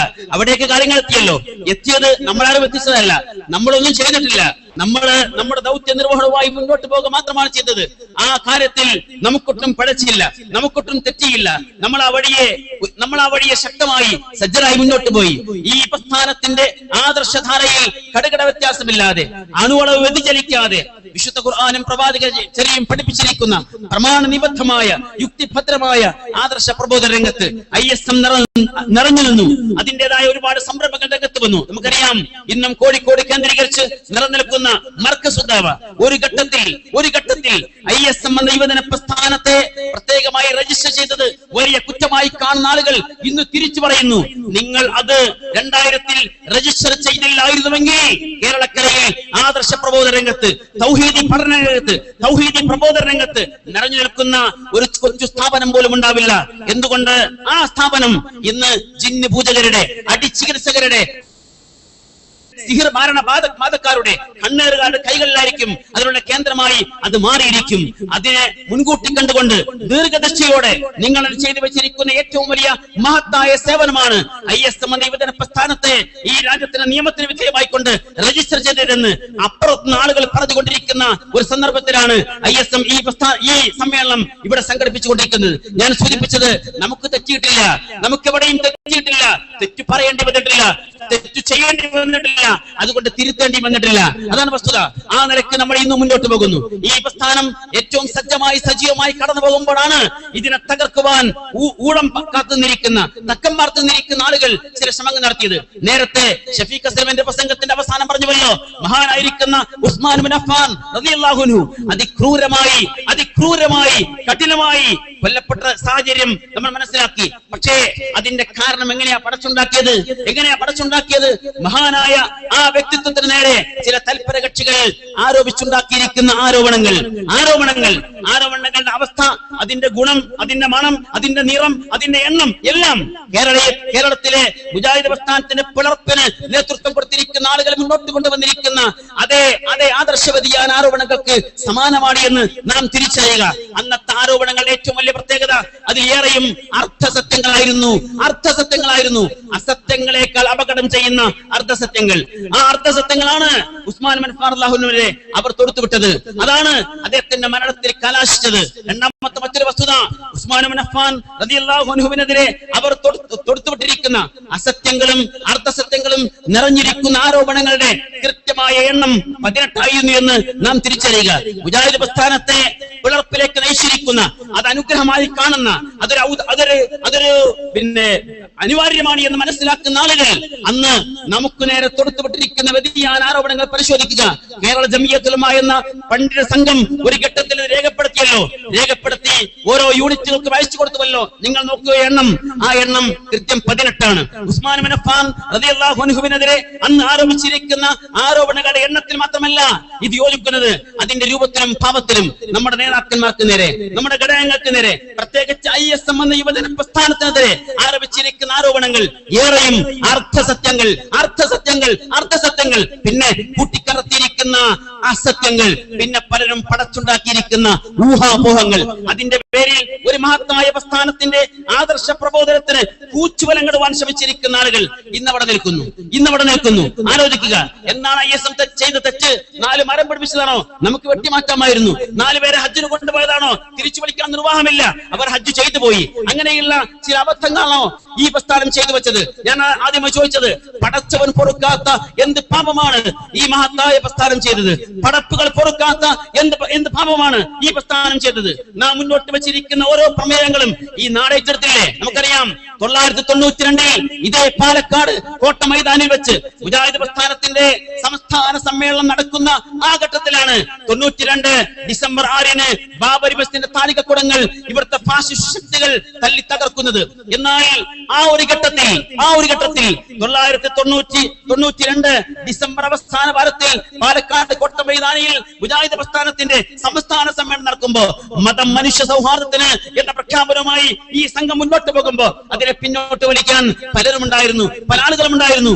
അവർക്കിടയിലേക്ക് ഇറങ്ങിച്ചെന്നുകൊണ്ട് ISM ഉയർത്തിവിട്ടിരിക്കുന്ന ഏറ്റവും വലിയ സന്ദേശമാണ് മതം മതം തീവ്രവാദത്തിനെതിരെ എന്ന്. അത് പറയാൻ കേരളത്തിലെ മുസ്ലിം സംഘടനകൾ, മുസ്ലിം ചെറുപ്പക്കാർ അറച്ചു നിന്ന, വെറുത്തു നിന്ന, മാറി നിന്ന, അവർ ഏറെ അകന്നു നിന്നിരിക്കുന്ന ആ ഒരു സാഹചര്യത്തിൽ മതം തീവ്രവാദത്തിനെതിരെ എന്ന് ശക്തമായി സംസാരിക്കുവാൻ ശ്രമിച്ചപ്പോ പലരും ISM ഉപദേശിച്ചിരുന്നു.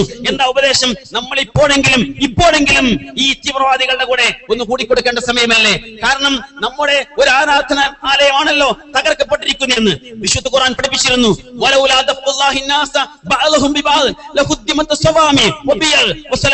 ഖുർആന്റെ പ്രയോഗമാണ്. പടച്ച റബ്ബ് കൃത്യമായി പറയുന്നു, ചില വിഭാഗങ്ങളെ മറ്റു ചില വിഭാഗങ്ങളെ കൊണ്ട് നാം തടുത്തില്ലായിരുന്നുവെങ്കിൽ ഈ ഭൂമിയിലുള്ള സകലമാന ആരാധനാലയങ്ങളും തകർക്കപ്പെടുമായിരുന്നു. പടച്ചവന്റെ സന്ദേശം എന്താ? ഒരു ആരാധനാലയം തകർക്കപ്പെട്ടുകൂടാ.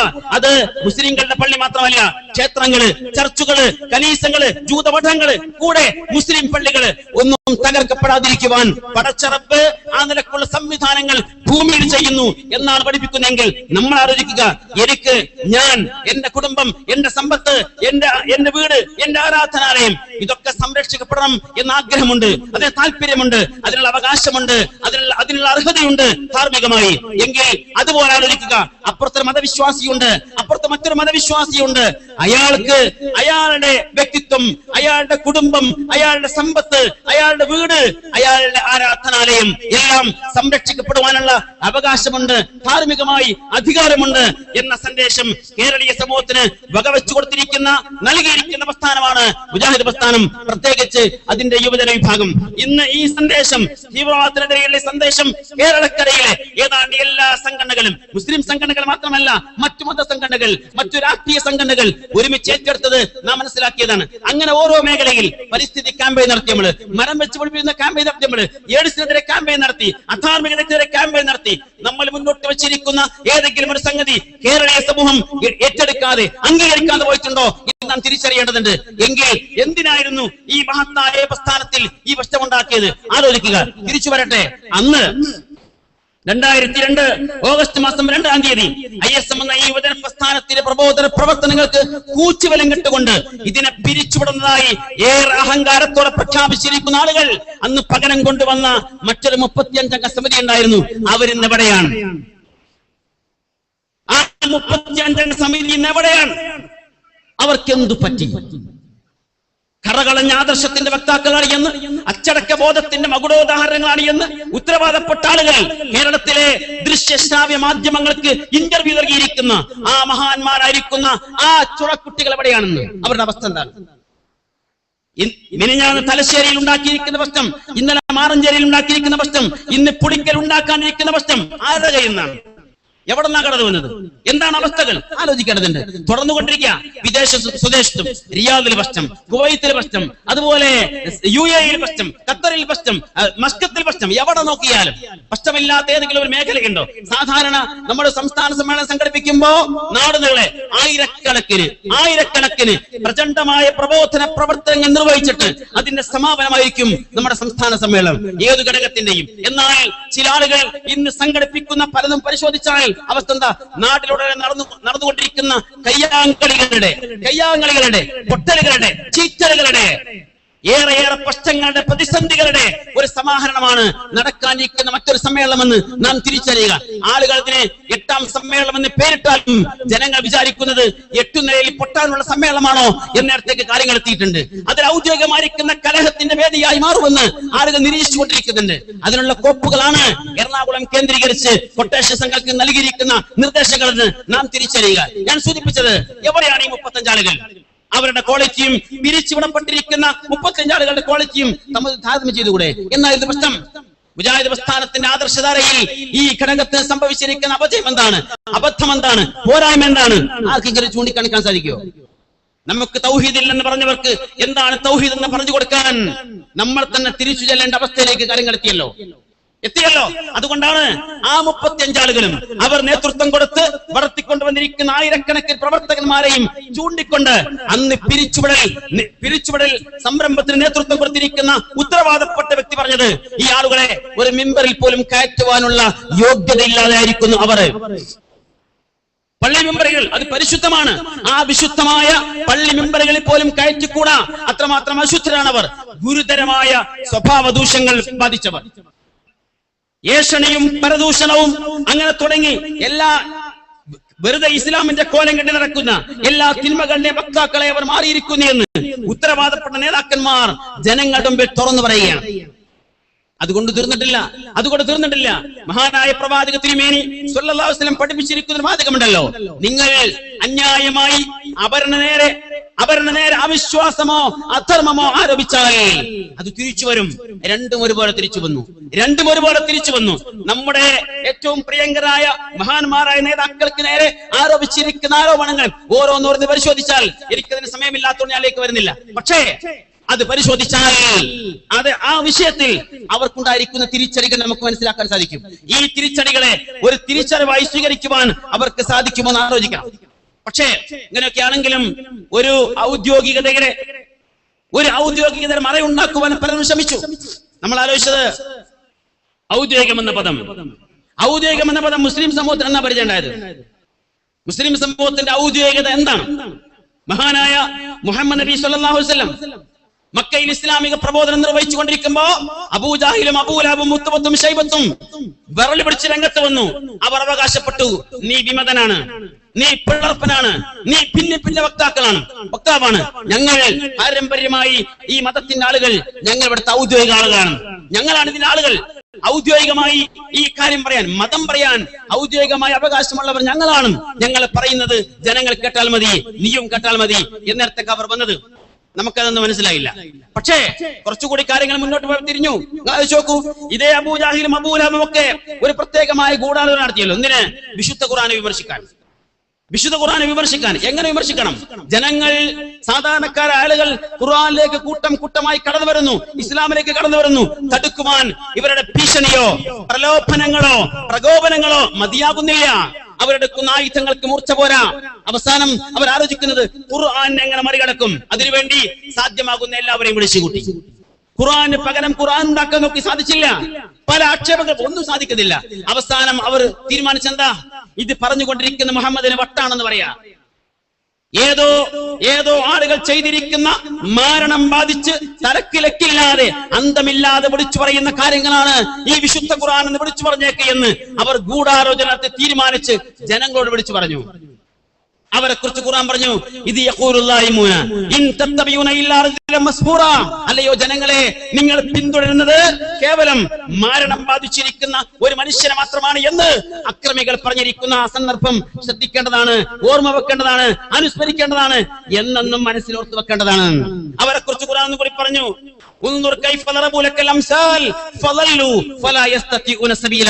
ചിന്തിക്കൂ പ്രവാചകരെ, നോക്കൂ പ്രവാചകരെ, കാണൂ പ്രവാചകരെ, അവർ താങ്കൾക്കെതിരെ ആക്ഷേപിച്ചിരിക്കുന്ന ആക്ഷേപങ്ങൾ, ആരോപണങ്ങൾ, ഉപമകൾ, ആ ഒരൊറ്റ കാരണത്താൽ തന്നെ അവർ വഴിപടച്ചിരിക്കുന്നു. ഇനി ഒരിക്കലും അവർക്ക് നന്നാവാൻ സാധ്യമല്ല. അന്നത്തെ ഔദ്യോഗിക വിഭാഗം ആളുകൾ അവരുടെ ക്വാളിറ്റി തെളിയിച്ചത് എങ്ങനെയാ? അള്ളാഹുവിന്റെ പ്രവാചകർ മസ്ഫൂറാണ്, അഥവാ സിഹിർ ബാധിച്ചവനാണ്, മാരണം ബാധിച്ചവനാണ് എന്ന് പറഞ്ഞുകൊണ്ട് പ്രചരിപ്പിച്ചുകൊണ്ട്. പക്ഷെ ഒരു വ്യത്യാസം ഉണ്ടായിരുന്നു. എന്താ വ്യത്യാസം? ആ പറയുന്ന അവർക്കറിയാം പ്രവാചക തിരുമേനിക്ക് സിഹിർ ബാധിച്ചില്ല എന്ന്, ബാധിക്കുകയില്ല എന്ന്. മക്കയിലും മദീനയിലും ഉണ്ടായിരുന്ന നൂറുകണക്കിന്, ആയിരക്കണക്കിന് സാഹിർമാർ ഒരുമിച്ച് കൂടിയിട്ട് പ്രവാചകർക്ക് എന്തെങ്കിലും ഒന്ന് ചെയ്തു വെക്കാൻ സാധിക്കുമായിരുന്നുവെങ്കിൽ അതവർ നേരത്തെ ചെയ്യുമായിരുന്നു. പ്രവാചക തിരുമേനി മക്ക വിട്ട് മദീനയിലേക്ക് പോകുന്നു എന്നറിയുമ്പോ അദ്ദേഹത്തെ കൊല്ലുവാൻ വേണ്ടി വാളെടുത്ത് വീട് ചുറ്റും കൂടിയിരിക്കുന്ന ആളുകൾ നമുക്കറിയാമല്ലോ. ആ ആളുകൾ അത് ചെയ്യേണ്ടതില്ല. 10, 100, 1000 സാഹിർമാരെ വിളിച്ച് പ്രവാചക തിരുമേനിക്ക് ഭ്രാന്താക്കി കളയാൻ, തലതിരിച്ചു കളയാൻ, അല്ലെങ്കിൽ കൊന്നുകളയാൻ വേണ്ടി ആരും അറിയാതെ ഒരു സിഹിർ ചെയ്ത് ആ പണിയൊപ്പിച്ച് അദ്ദേഹത്തെ അപകടപ്പെടുത്താമെന്ന് അവർക്ക് ആലോചിക്കാമായിരുന്നു. പക്ഷെ അവർക്കറിയാം പടച്ചറബിൽ യഥാർത്ഥ രൂപത്തിൽ വിശ്വസിക്കുന്ന ഒരു വിശ്വാസിക്ക് അദൃശ്യമായി അഭൗതികമായി കുരുത്തം കൊടുക്കാൻ പറ്റാത്ത പോലെ കുരുത്തക്കേടും കൊടുക്കാൻ ഒരു ശക്തിക്കും പടച്ചവനല്ലാതെ മറ്റൊരു ശക്തിയും സാധ്യമല്ല എന്ന് അവർക്കറിയാം. അതുകൊണ്ട് പ്രവാചക തിരുമേനി സിഹിർ ബാധിച്ചവനാണ് എന്ന് അവർ ആക്ഷേപിച്ചത് മനസ്സിൽ തട്ടാതെയാണ്, സ്വന്തം മനസ്സുകൊണ്ട് അംഗീകരിക്കാതെയാണ്, വിശ്വസിക്കാതെയാണ്, നാവ് കൊണ്ട് പറഞ്ഞുണ്ടാക്കിയിരിക്കുന്ന ആരോപണങ്ങൾ മാത്രമായിരുന്നു. എന്നാൽ ഇന്ന് ഔദ്യോഗികത അവകാശപ്പെട്ടുകൊണ്ടിരിക്കുന്ന ആളുകൾ സ്വയം പറയുന്നു പ്രവാചക തിരുമേനി സിഹിർ ബാധിച്ചിരിക്കുന്ന മസ്ഹൂറാണ്, സിഹിർ ബാധിച്ചിരിക്കുന്ന വ്യക്തിയാണ്. ഞങ്ങൾ നാവ് കൊണ്ട് പറയുന്നല്ല, വിശ്വസിച്ച് പറയുന്നതാണ്, അത് പ്രമാണങ്ങളിലുള്ളതാണ്, പ്രവാചകർ പഠിപ്പിച്ചതാണ് എന്ന് പറഞ്ഞ് ഇസ്ലാമിന്റെ കാര്യമായി, ഈമാനിന്റെ കാര്യമായി, വിശ്വാസത്തിന്റെ കാര്യമായി, ആദർശത്തിന്റെ കാര്യമായി സമൂഹത്തെ പഠിപ്പിക്കുകയാണ്. ആരുമല്ല അന്നത്തെ ഔദ്യോഗികതയുടെ ഇന്നത്തെ ആളുകൾ. അവരുടെ യഥാർത്ഥ പിന്തലമുറ അവിടേക്ക് തിരിച്ചുപോയാൽ നമുക്ക് കാര്യം ബോധ്യമാകും. സൂചിപ്പിക്കട്ടെ, അതിന്റെ അനന്തരമാണ് ഇപ്പോൾ കണ്ടുകൊണ്ടിരിക്കുന്നത്. ഖുർആൻ അവസാനം പറഞ്ഞ എന്താ? അവർക്ക് നേരാവാൻ കഴിയില്ല, അവർക്ക് നന്നാവാൻ കഴിയില്ല. കാരണം അത് അവരിൽ ആ നിലയ്ക്ക് ഊട്ടിയുറപ്പിക്കപ്പെട്ടിരിക്കുന്നു. സൂചിപ്പിച്ചത് ഈ ആളുകൾക്ക് ഇവിടെ നേരത്തെ ബഹുമാനായ MLA ബഷീർ സാഹിബ് പറഞ്ഞുവല്ലോ, മുജാഹിദ് പ്രസ്ഥാനത്തിലെ ഒരു ഐക്യത്തിന് വേണ്ടി ഞാൻ ഇനി ശ്രമിക്കുകയാണ്, അതിനെല്ലാവരും തയ്യാറാവണം. നമ്മൾ കൈയടിച്ച് അത് അംഗീകരിച്ചു. അതെ, മുജാഹിദ് മനസ്സെങ്ങനെയാണ്? ഐക്യസംഘത്തിലൂടെ കടന്നു വന്നിരിക്കുന്ന ആളുകള് ഐക്യത്തെ ആഗ്രഹിക്കുന്നവരാണ്, ഐക്യത്തിന് വേണ്ടി പണിയെടുക്കുന്നവരാണ്, ഐക്യത്തെ മനസ്സിൽ താലോലിക്കുന്നവരാണ്. പക്ഷേ എവിടെയും അടിയറ വെച്ചുകൊണ്ടായിരിക്കില്ല, ആദർശത്തെ അടിയറ വെച്ചുകൊണ്ടായിരിക്കില്ല, പ്രസ്ഥാനത്തെ അടിയറ വെച്ചുകൊണ്ടായിരിക്കില്ല. മറിച്ച് ഈ പ്രസ്ഥാനത്തിന്റെ ഗുണത്തിന് വേണ്ടി, അതിന്റെ നന്മയ്ക്ക് വേണ്ടി അവർ അതിനുവേണ്ടി ശ്രമിച്ചുകൊണ്ടിരിക്കും. അത് ഒരു ദൗർബല്യമായി ആരൊക്കെ കാണുന്നുവോ അവിടെയൊക്കെ തിരിച്ചറിയാൻ നമുക്ക് സാധിക്കുകയും ചെയ്യും. ഞാൻ പറഞ്ഞു വന്നത്, ഇവിടെ ഈ പ്രസ്ഥാനത്തെ തകർക്കുവാൻ ശ്രമിച്ചിരിക്കുന്ന ആളുകൾ അവർ എവിടെ എത്തി നിൽക്കുന്നു? അവർക്ക് സംഭവിച്ചിരിക്കുന്ന അപജയങ്ങൾ എന്താണ്? ഇപ്പോ വീട് തകർത്തിട്ട് പെയിന്റ് അടിക്കാൻ, മതിലിന് വീട് മൊത്തം തകർത്തെറിഞ്ഞു, എന്നിട്ട് ചുറ്റുഭാഗമുള്ള മതിലിന് പെയിന്റ് അടിക്കുന്ന പണിയിലാണ് ഇപ്പൊ കുറെ ആളുകൾ. എന്ന് പറഞ്ഞാൽ സംഘടന എന്നൊരു ഒരു കെട്ടുറപ്പ് നമ്മളുടെ കയ്യിലുണ്ട്, ആദർശത്തിന്റെ കടുകിട കൂടെ ഇല്ലെങ്കിലും. അവിടേക്ക് കാര്യങ്ങൾ എത്തിയത് തീർന്നില്ല. നമുക്ക് നേരെ ആക്ഷേപിച്ചിരുന്ന ഏറ്റവും വലിയ ആക്ഷേപം നമ്മൾ മണ്ഡന മുക്തമായിരിക്കുന്ന പ്രബോധനത്തിന്റെ ആളുകളാണ് എന്നാണ്. ഇന്നെന്താ അവസ്ഥ? ഇന്ന് പരസ്പരം കണ്ടിച്ച് മണ്ടിച്ച് ചിലപ്പോൾ തെണ്ടിച്ച് നടത്തിക്കൊണ്ടിരിക്കുന്ന പ്രബോധന പ്രവർത്തനങ്ങളുടെ ഉദാഹരണങ്ങൾ ഞാൻ പറഞ്ഞത്. മിനിഞ്ഞാന്ന് തലശ്ശേരിയിൽ, ഇന്നലെ മാറഞ്ചേരിയിൽ, ഇന്ന് നടക്കാനിരിക്കുന്ന പുളിക്കലിൽ. ഇനി എവിടെയാ വ്യത്യാസം? എവിടെയാ മാറ്റം? ഖണ്ഡന നടക്കുന്നുണ്ട്, മണ്ഡന നടക്കുന്നുണ്ട്, എല്ലാ തരത്തിലുള്ള വിഴുപ്പലക്കലുകളും സ്വയം അങ്ങോട്ടും ഇങ്ങോട്ടും നടത്തിക്കൊണ്ടിരിക്കുന്നുണ്ട്. അന്ന് 1999 ഈ പ്രസ്ഥാനത്തെ തകർക്കുവാൻ വേണ്ടി കടന്നു വന്നിരിക്കുന്ന 4 വ്യക്തികൾ, അവരാരുമായിരുന്നില്ല പ്രസ്ഥാനത്തിൽ, ആരുമായിരുന്നില്ല. അതിലെ ഒരു വ്യക്തി വിദേശത്തെ ഒരു ഓഫീസിലെ ഒരു അറ്റൻഡർ മാത്രം, മറ്റൊരു വ്യക്തി കേരളത്തിലെ പ്രസ്ഥാനത്തിലെ ഒരു സാധാരണ മെമ്പർ മാത്രം, വേറെയും ഒരു വ്യക്തി മെമ്പർഷിപ്പ് പോലും ഇല്ലാത്ത ഒരാള്, മറ്റൊരാള് ISM പ്രായം പോലും കഴിഞ്ഞിട്ടില്ലാത്തവർ.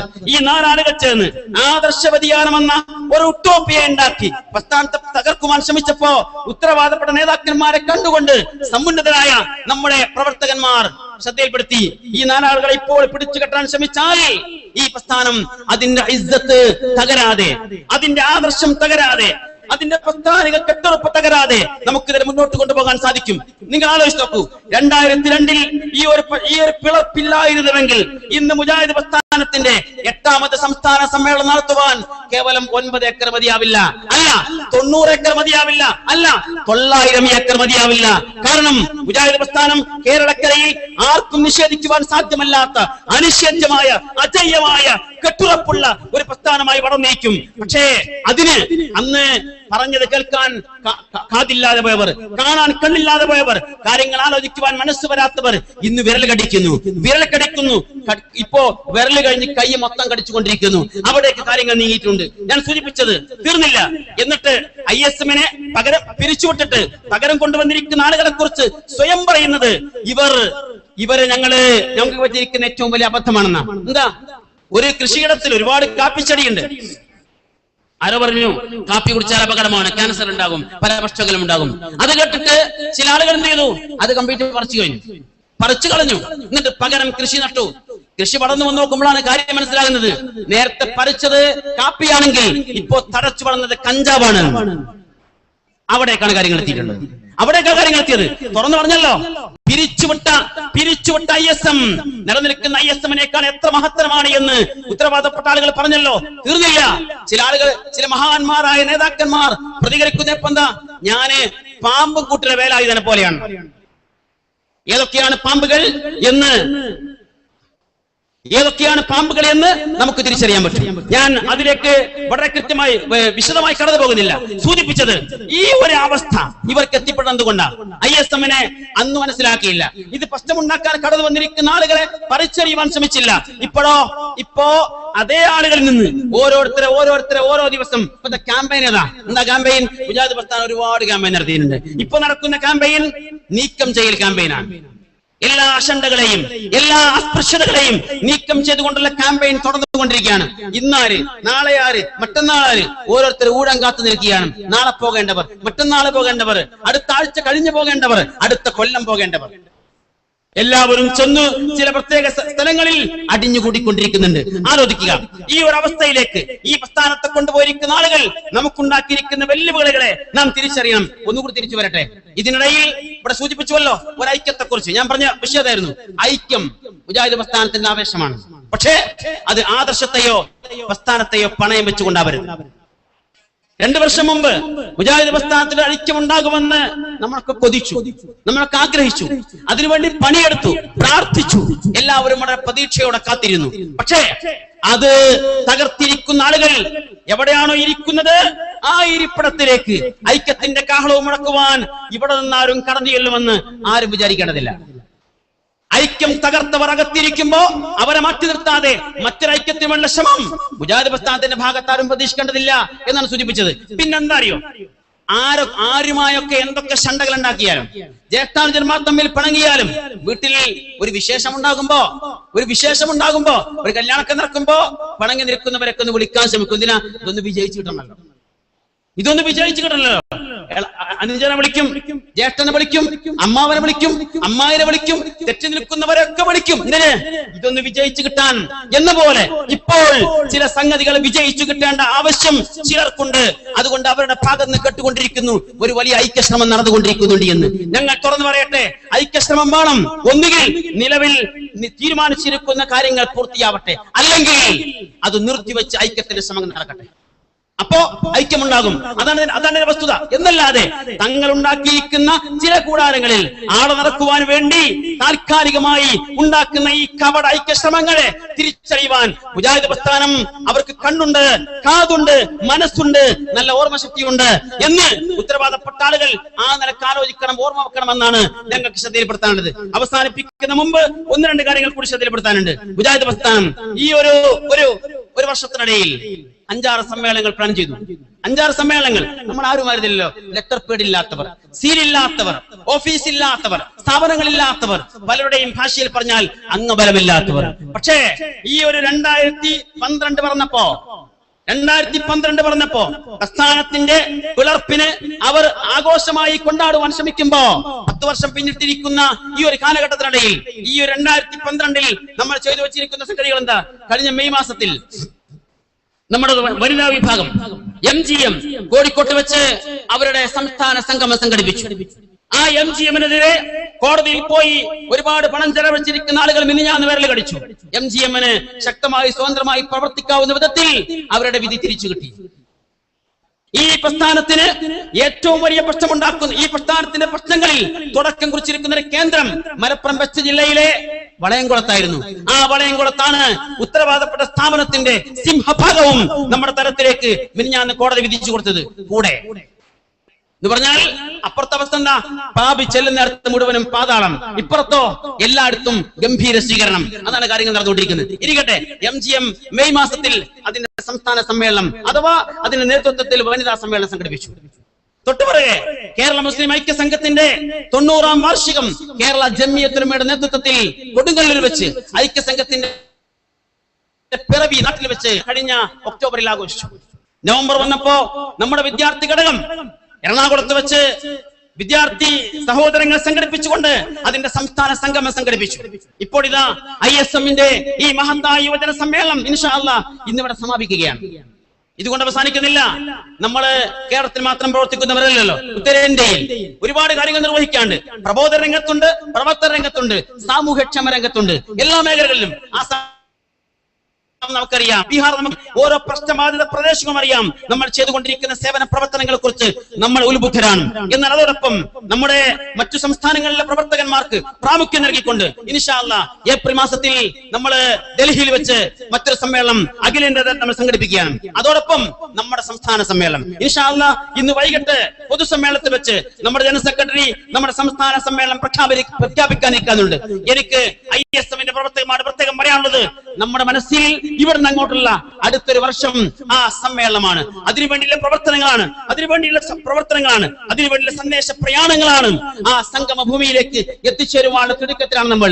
തീർച്ചയായും ജനലക്ഷങ്ങൾ അണിനിരത്തിക്കൊണ്ട് മുജാഹിദ് പ്രസ്ഥാനത്തിന്റെ ആദർശധാരയിൽ ഒട്ടിനിൽക്കുന്ന, അണിചേർന്ന് നിൽക്കുന്ന ആദർശബോധമുള്ള കർമ്മധീരരായ പ്രവർത്തകന്മാർക്ക് സംഗമിക്കുവാനുള്ള ആ മഹത്തായ സമ്മേളനത്തിന് നാം കാതോർക്കുക. അതാണ് നമ്മുടെ സമ്മേളനം. അതിലേക്കാണ് നമ്മൾ എത്തിച്ചേരുന്നത്. അത് മാത്രമാണ് ഇനി നമ്മുടെ സമ്മേളനം. ആ തിരിച്ചറിഞ്ഞുകൊണ്ട് മുന്നോട്ട് പോകാൻ നമുക്ക് സാധിക്കണം. എന്നിട്ട് തീർച്ചയായും ഇൻഷാ അല്ലാഹ് നേരത്തെ സൂചിപ്പിച്ച പോലെ നിർഭയമായ, വിശ്വാസത്തിൽ കലർപ്പില്ലാതെ, കളങ്കമില്ലാതെ നിർഭയമായ ജീവൻ നയിച്ച് മുന്നോട്ട് പോകാൻ നമുക്ക് സാധിച്ചാൽ എല്ലാ അഹങ്കാരികൾക്കും അള്ളാഹു നൽകിയിരിക്കുന്ന തിരിച്ചടി ഇവിടെയും തിരിച്ചു കിട്ടിയത് നാം മനസ്സിലാക്കിയിട്ട് തന്നെ അതിൽ പാഠം ഉൾക്കൊണ്ട് നേരത്തെ ഇവിടെ സൂചിപ്പിക്കപ്പെട്ട പോലെ അപ്പുറത്ത് നിൽക്കുന്ന ഇനിയും കുറെ ആളുകളുണ്ടല്ലോ, അവർക്ക് ഈ കാര്യം മനസ്സിലാക്കണം. അവർക്ക് തിരിച്ചു വരുവാൻ ഈ പ്ലാറ്റ്ഫോം വിശാലമാണ് എന്ന് നാം പ്രഖ്യാപിക്കുകയാണ്, നാം ആളുകളെ ബോധ്യപ്പെടുത്തുകയാണ്. മുജാഹിദ് പ്രസ്ഥാനത്തിന്റെ ആദർശധാരയിൽ കടുകട വ്യത്യാസമില്ലാതെ നിലനിൽക്കുവാൻ താല്പര്യമുള്ള ആളുകൾ, ജിന്നില്ലാത്ത, സിഹിറില്ലാത്ത, കണ്ണേറില്ലാത്ത, അന്ധവിശ്വാസങ്ങളൊന്നുമില്ലാത്ത, പല്ലി മുതൽ പട്ടി മുതൽ പാമ്പ് മുതൽ ദുനിയാവില് നേർക്കുനേരെ കാണുന്നതുമല്ലാത്തതുമായിരിക്കുന്ന ഒരു ജീവിയെയും ഒരു സൃഷ്ടിയെയും അദൃശ്യമായി അഭൗതികമായി ഭയപ്പെടാത്ത ആദർശത്തിന്റെ തെളിമ നിലനിൽക്കുന്ന ഖുർആൻ പറഞ്ഞ പോലെ അല്ലദീന ആമനു വലം യൽബിസു ഈമാനഹും ബിദുൽം ഉലൈക ലഹുമുൽ അംൻ വഹും മുഹ്തദൂൻ. യഥാർത്ഥ വിശ്വാസികൾ അവരുടെ വിശ്വാസത്തിൽ, അവരുടെ ഈമാനിൽ ശിർക്കിന്റെ ഒരു കലർപ്പും അവർ കലർത്തുകയില്ല. അവർക്കാകുന്നു നിർഭയത്വം, അവർക്കാണ് സ്വർഗം, അഥവാ അവരാണ് സ്വർഗത്തിലേക്ക്, സന്മാർഗത്തിലേക്ക് കടന്നു പോകുന്നവർ എന്ന് ആ ഭാഗം മനസ്സിലാക്കിക്കൊണ്ട് മുന്നോട്ട് പോകാൻ നമുക്ക് സാധിക്കണം. കൂടെ നമുക്ക് നേരെ വന്നുകൊണ്ടിരിക്കുന്ന ഏറ്റവും വലിയ വെല്ലുവിളികളെ നാം തിരിച്ചറിയുക. ഈ അവസരങ്ങൾക്ക് ഉപയോഗപ്പെടുത്തുവാൻ പരം ശ്രമിച്ചുകൊണ്ടിരിക്കുന്നുണ്ട്. നിങ്ങൾ ശ്രദ്ധിച്ചു നോക്കിയോ? ശിർക്കൻ കോട്ടകളിൽ നിന്ന് ഇന്ന് തൗഹീദ് അചഞ്ചലമാണ് എന്ന മുദ്രാവാക്യം ഉയർന്നു കേട്ടുകൊണ്ടിരിക്കുകയാണ്. നാം തിരിച്ചറിയുക, ഇത് മറ്റൊരു പുറപ്പാടാണ്. നാം അതിനെ മനസ്സിലാക്കേണ്ടതുണ്ട്.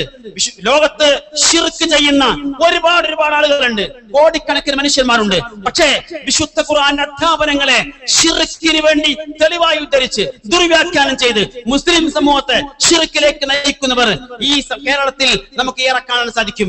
ആ വിഭാഗം ആളുകൾ തൗഹീദിന്റെ അചഞ്ചലത പ്രഖ്യാപിക്കുവാൻ വേണ്ടി ശ്രമിച്ചുകൊണ്ടിരിക്കുമ്പോ നമുക്ക് ഈ ശിർക്കൻ കോട്ടകളെ തകർത്ത് തരിപ്പണമാക്കി മുന്നോട്ട് പോകാൻ സാധിക്കണം. അവര് മെല്ലെ രംഗം കാത്തിരിക്കുകയാണ്. അവരുടെ അന്ധവിശ്വാസങ്ങൾ കടത്തിക്കൊണ്ടുവരുവാൻ ചിലരൊക്കെ ഏറ്റെടുത്തല്ലോ. ആ ഏറ്റെടുത്തിന്റെ ഭാഗമാണെന്ത്?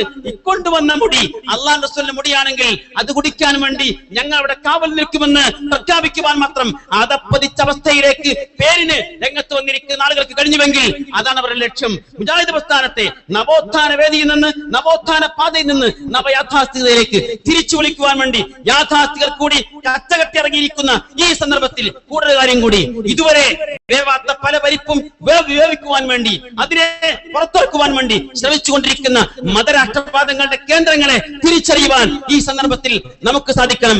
എല്ലാ വെല്ലുവിളികളെയും നേരിട്ടുകൊണ്ട് ആദർശധാരയിൽ കറപ്പില്ലാതെ, കളങ്കമില്ലാതെ പ്രവർത്തന രംഗത്ത് സജീവരായി മുന്നോട്ട് പോകുമ്പോ ISM എന്ന യുവജന പ്രസ്ഥാനം അതിന്റെ ദൗത്യം നിർവഹിച്ചുകൊണ്ടിരിക്കുന്നു. ഇനിയും നിർവഹിക്കുവാൻ സാധിക്കട്ടെ. നമ്മുടെ നേതാക്കന്മാർക്ക്, KNM-ന്റെ, ജംഇയ്യത്തുൽ ഉലമയുടെ പ്രമുഖരായ പണ്ഡിതന്മാർക്ക്, നേതാക്കന്മാർക്ക് ഈ പ്രസ്ഥാനത്തിന് നേതൃത്വം കൊടുത്ത് ഇനിയും മുന്നോട്ട് നയിക്കുവാനുള്ള ആഫിയത്തും ആരോഗ്യവും അള്ളാഹു നൽകി അനുഗ്രഹിക്കുമാറാവട്ടെ. മുമ്പേ നടന്നിരിക്കുന്ന ബഹുമാന്യരായ പണ്ഡിതന്മാർക്ക്, നേതാക്കന്മാർക്ക് അവർ എല്ലാ വിധത്തിലുള്ള മഗ്ഫിറത്തും മർഹമത്തും നൽകി അനുഗ്രഹിക്കുമാറാവട്ടെ. KK മുഹമ്മദ് സുല്ലമയെ ഓർക്കാതിരിക്കാൻ പറ്റില്ല. അമ്മാങ്കൊത്ത് അബൂബക്കർ മൗലവിയെ ഓർക്കാതിരിക്കാൻ പറ്റില്ല. AB അബ്ദുറഹ്മാൻ ഹാജിയെ മറന്നുകൊണ്ട് ഈ പ്രസ്ഥാനത്തിന് മുന്നോട്ട് പോകാൻ സാധിക്കില്ല. MT അബ്ദുറഹ്മാൻ മൗലവിയെയും എടപ്പാറ കുഞ്ഞഹമ്മദ് മൗലവിയെയും മലപ്പുറം ഇസ്ഹാഖ് മൗലവിയെയും ഏറ്റവും അവസാനം നമ്മുടെ സഹോദരൻ നജീബ് പേരാമ്പ്രയെയും അതിനുപരി അബൂബക്കർ കാരക്കുന്നിനെയും ഓർത്തു വെക്കാതെ നമുക്ക് മുന്നോട്ട് പോകാൻ സാധിക്കില്ല. സുഹൃത്തുക്കളെ, അവർക്കെല്ലാം വേണ്ടി ആത്മാർത്ഥമായി പ്രാർത്ഥനകൾ നിർവഹിക്കുന്ന മനസ്സോടുകൂടി, എന്നാൽ അവരേൽപ്പിച്ചു പോയിരിക്കുന്ന ഈ ആദർശ പ്രബോധനത്തെ സ്വന്തം കൈകളിൽ ജീവിതത്തിൽ ഏറ്റെടുത്തുകൊണ്ട് ദൗത്യ നിർവഹണം ഏറ്റെടുത്ത് ദൗത്യവാഹകരായി മുന്നോട്ട് പോവുക, മുന്നേറുക എന്ന് മാത്രം ആവശ്യപ്പെട്ടുകൊണ്ട് ആഹ്വാനം ചെയ്തുകൊണ്ട് ഞാൻ എന്റെ എളിയ വാക്കുകൾക്ക് ഇവിടെ വിരാമം കുറിക്കുന്നു. സർവശക്തനായ തമ്പുരാൻ നമ്മേവരെയും ഇഹത്തിലും പരത്തിലും എല്ലാ നന്മകളും നൽകി അനുഗ്രഹിക്കുമാറാവട്ടെ. റബ്ബനാ ആതിനാ ഫിദ്ദുനിയ ഹസന വഫിൽ ആഖിറതി ഹസന വഖിനാ അദാബന്നാർ വആഖിറു ദഅവാനാ അനിൽ ഹംദുലില്ലാഹി റബ്ബിൽ ആലമീൻ. അസ്സലാമു അലൈക്കും വറഹ്മത്തുള്ളാഹി. അന്ധവിശ്വാസങ്ങളുടെയും അനാചാരങ്ങളുടെയും അന്ധകാര നിബിഡമായ കേരളീയ സമൂഹത്തെ ഇസ്ലാമിന്റെ മഹാവെളിച്ചത്തിലേക്ക് വഴി നടത്തിയ തൗഹീദി നവോത്ഥാന പ്രസ്ഥാനത്തിന്റെ അജയ്യത പ്രഖ്യാപിച്ച് തൗഹീദി നിരാസത്തിന്റെ അന്ധകാര സീമകളിലേക്ക് അടിച്ചു വീശുന്ന ആദർശ പ്രകാശത്തിന്റെ ജ്വാലയായി ISM ജ്വലിച്ചു നിൽക്കട്ടെ എന്ന് ആഹ്വാനം ചെയ്ത് പ്രഭാഷണം നിർവഹിച്ച അബ്ദുൽ ലത്തീഫ് കരിമ്പിലാക്കലിന് കൃതജ്ഞത. നമസ്കാരത്തിന് പ്രത്യേകമായി ഇടവേള ഉണ്ടായിരിക്കുമെന്നും ഭക്ഷണത്തിന് പ്രത്യേക ഇടവേള ഉണ്ടായിരിക്കുന്നല്ല എന്നും അറിയിക്കുന്നു. ശേഷം ജനറൽ സെക്രട്ടറി നൽകുന്ന പ്രത്യേക നിർദ്ദേശങ്ങൾ ശ്രദ്ധിക്കണമെന്നും സമ്മേളന പ്രതിനിധികളെ അറിയിക്കുന്നു. ISM സമ്മേളനത്തിന് ഐക്യദാർഢ്യം പ്രകടിപ്പിച്ചു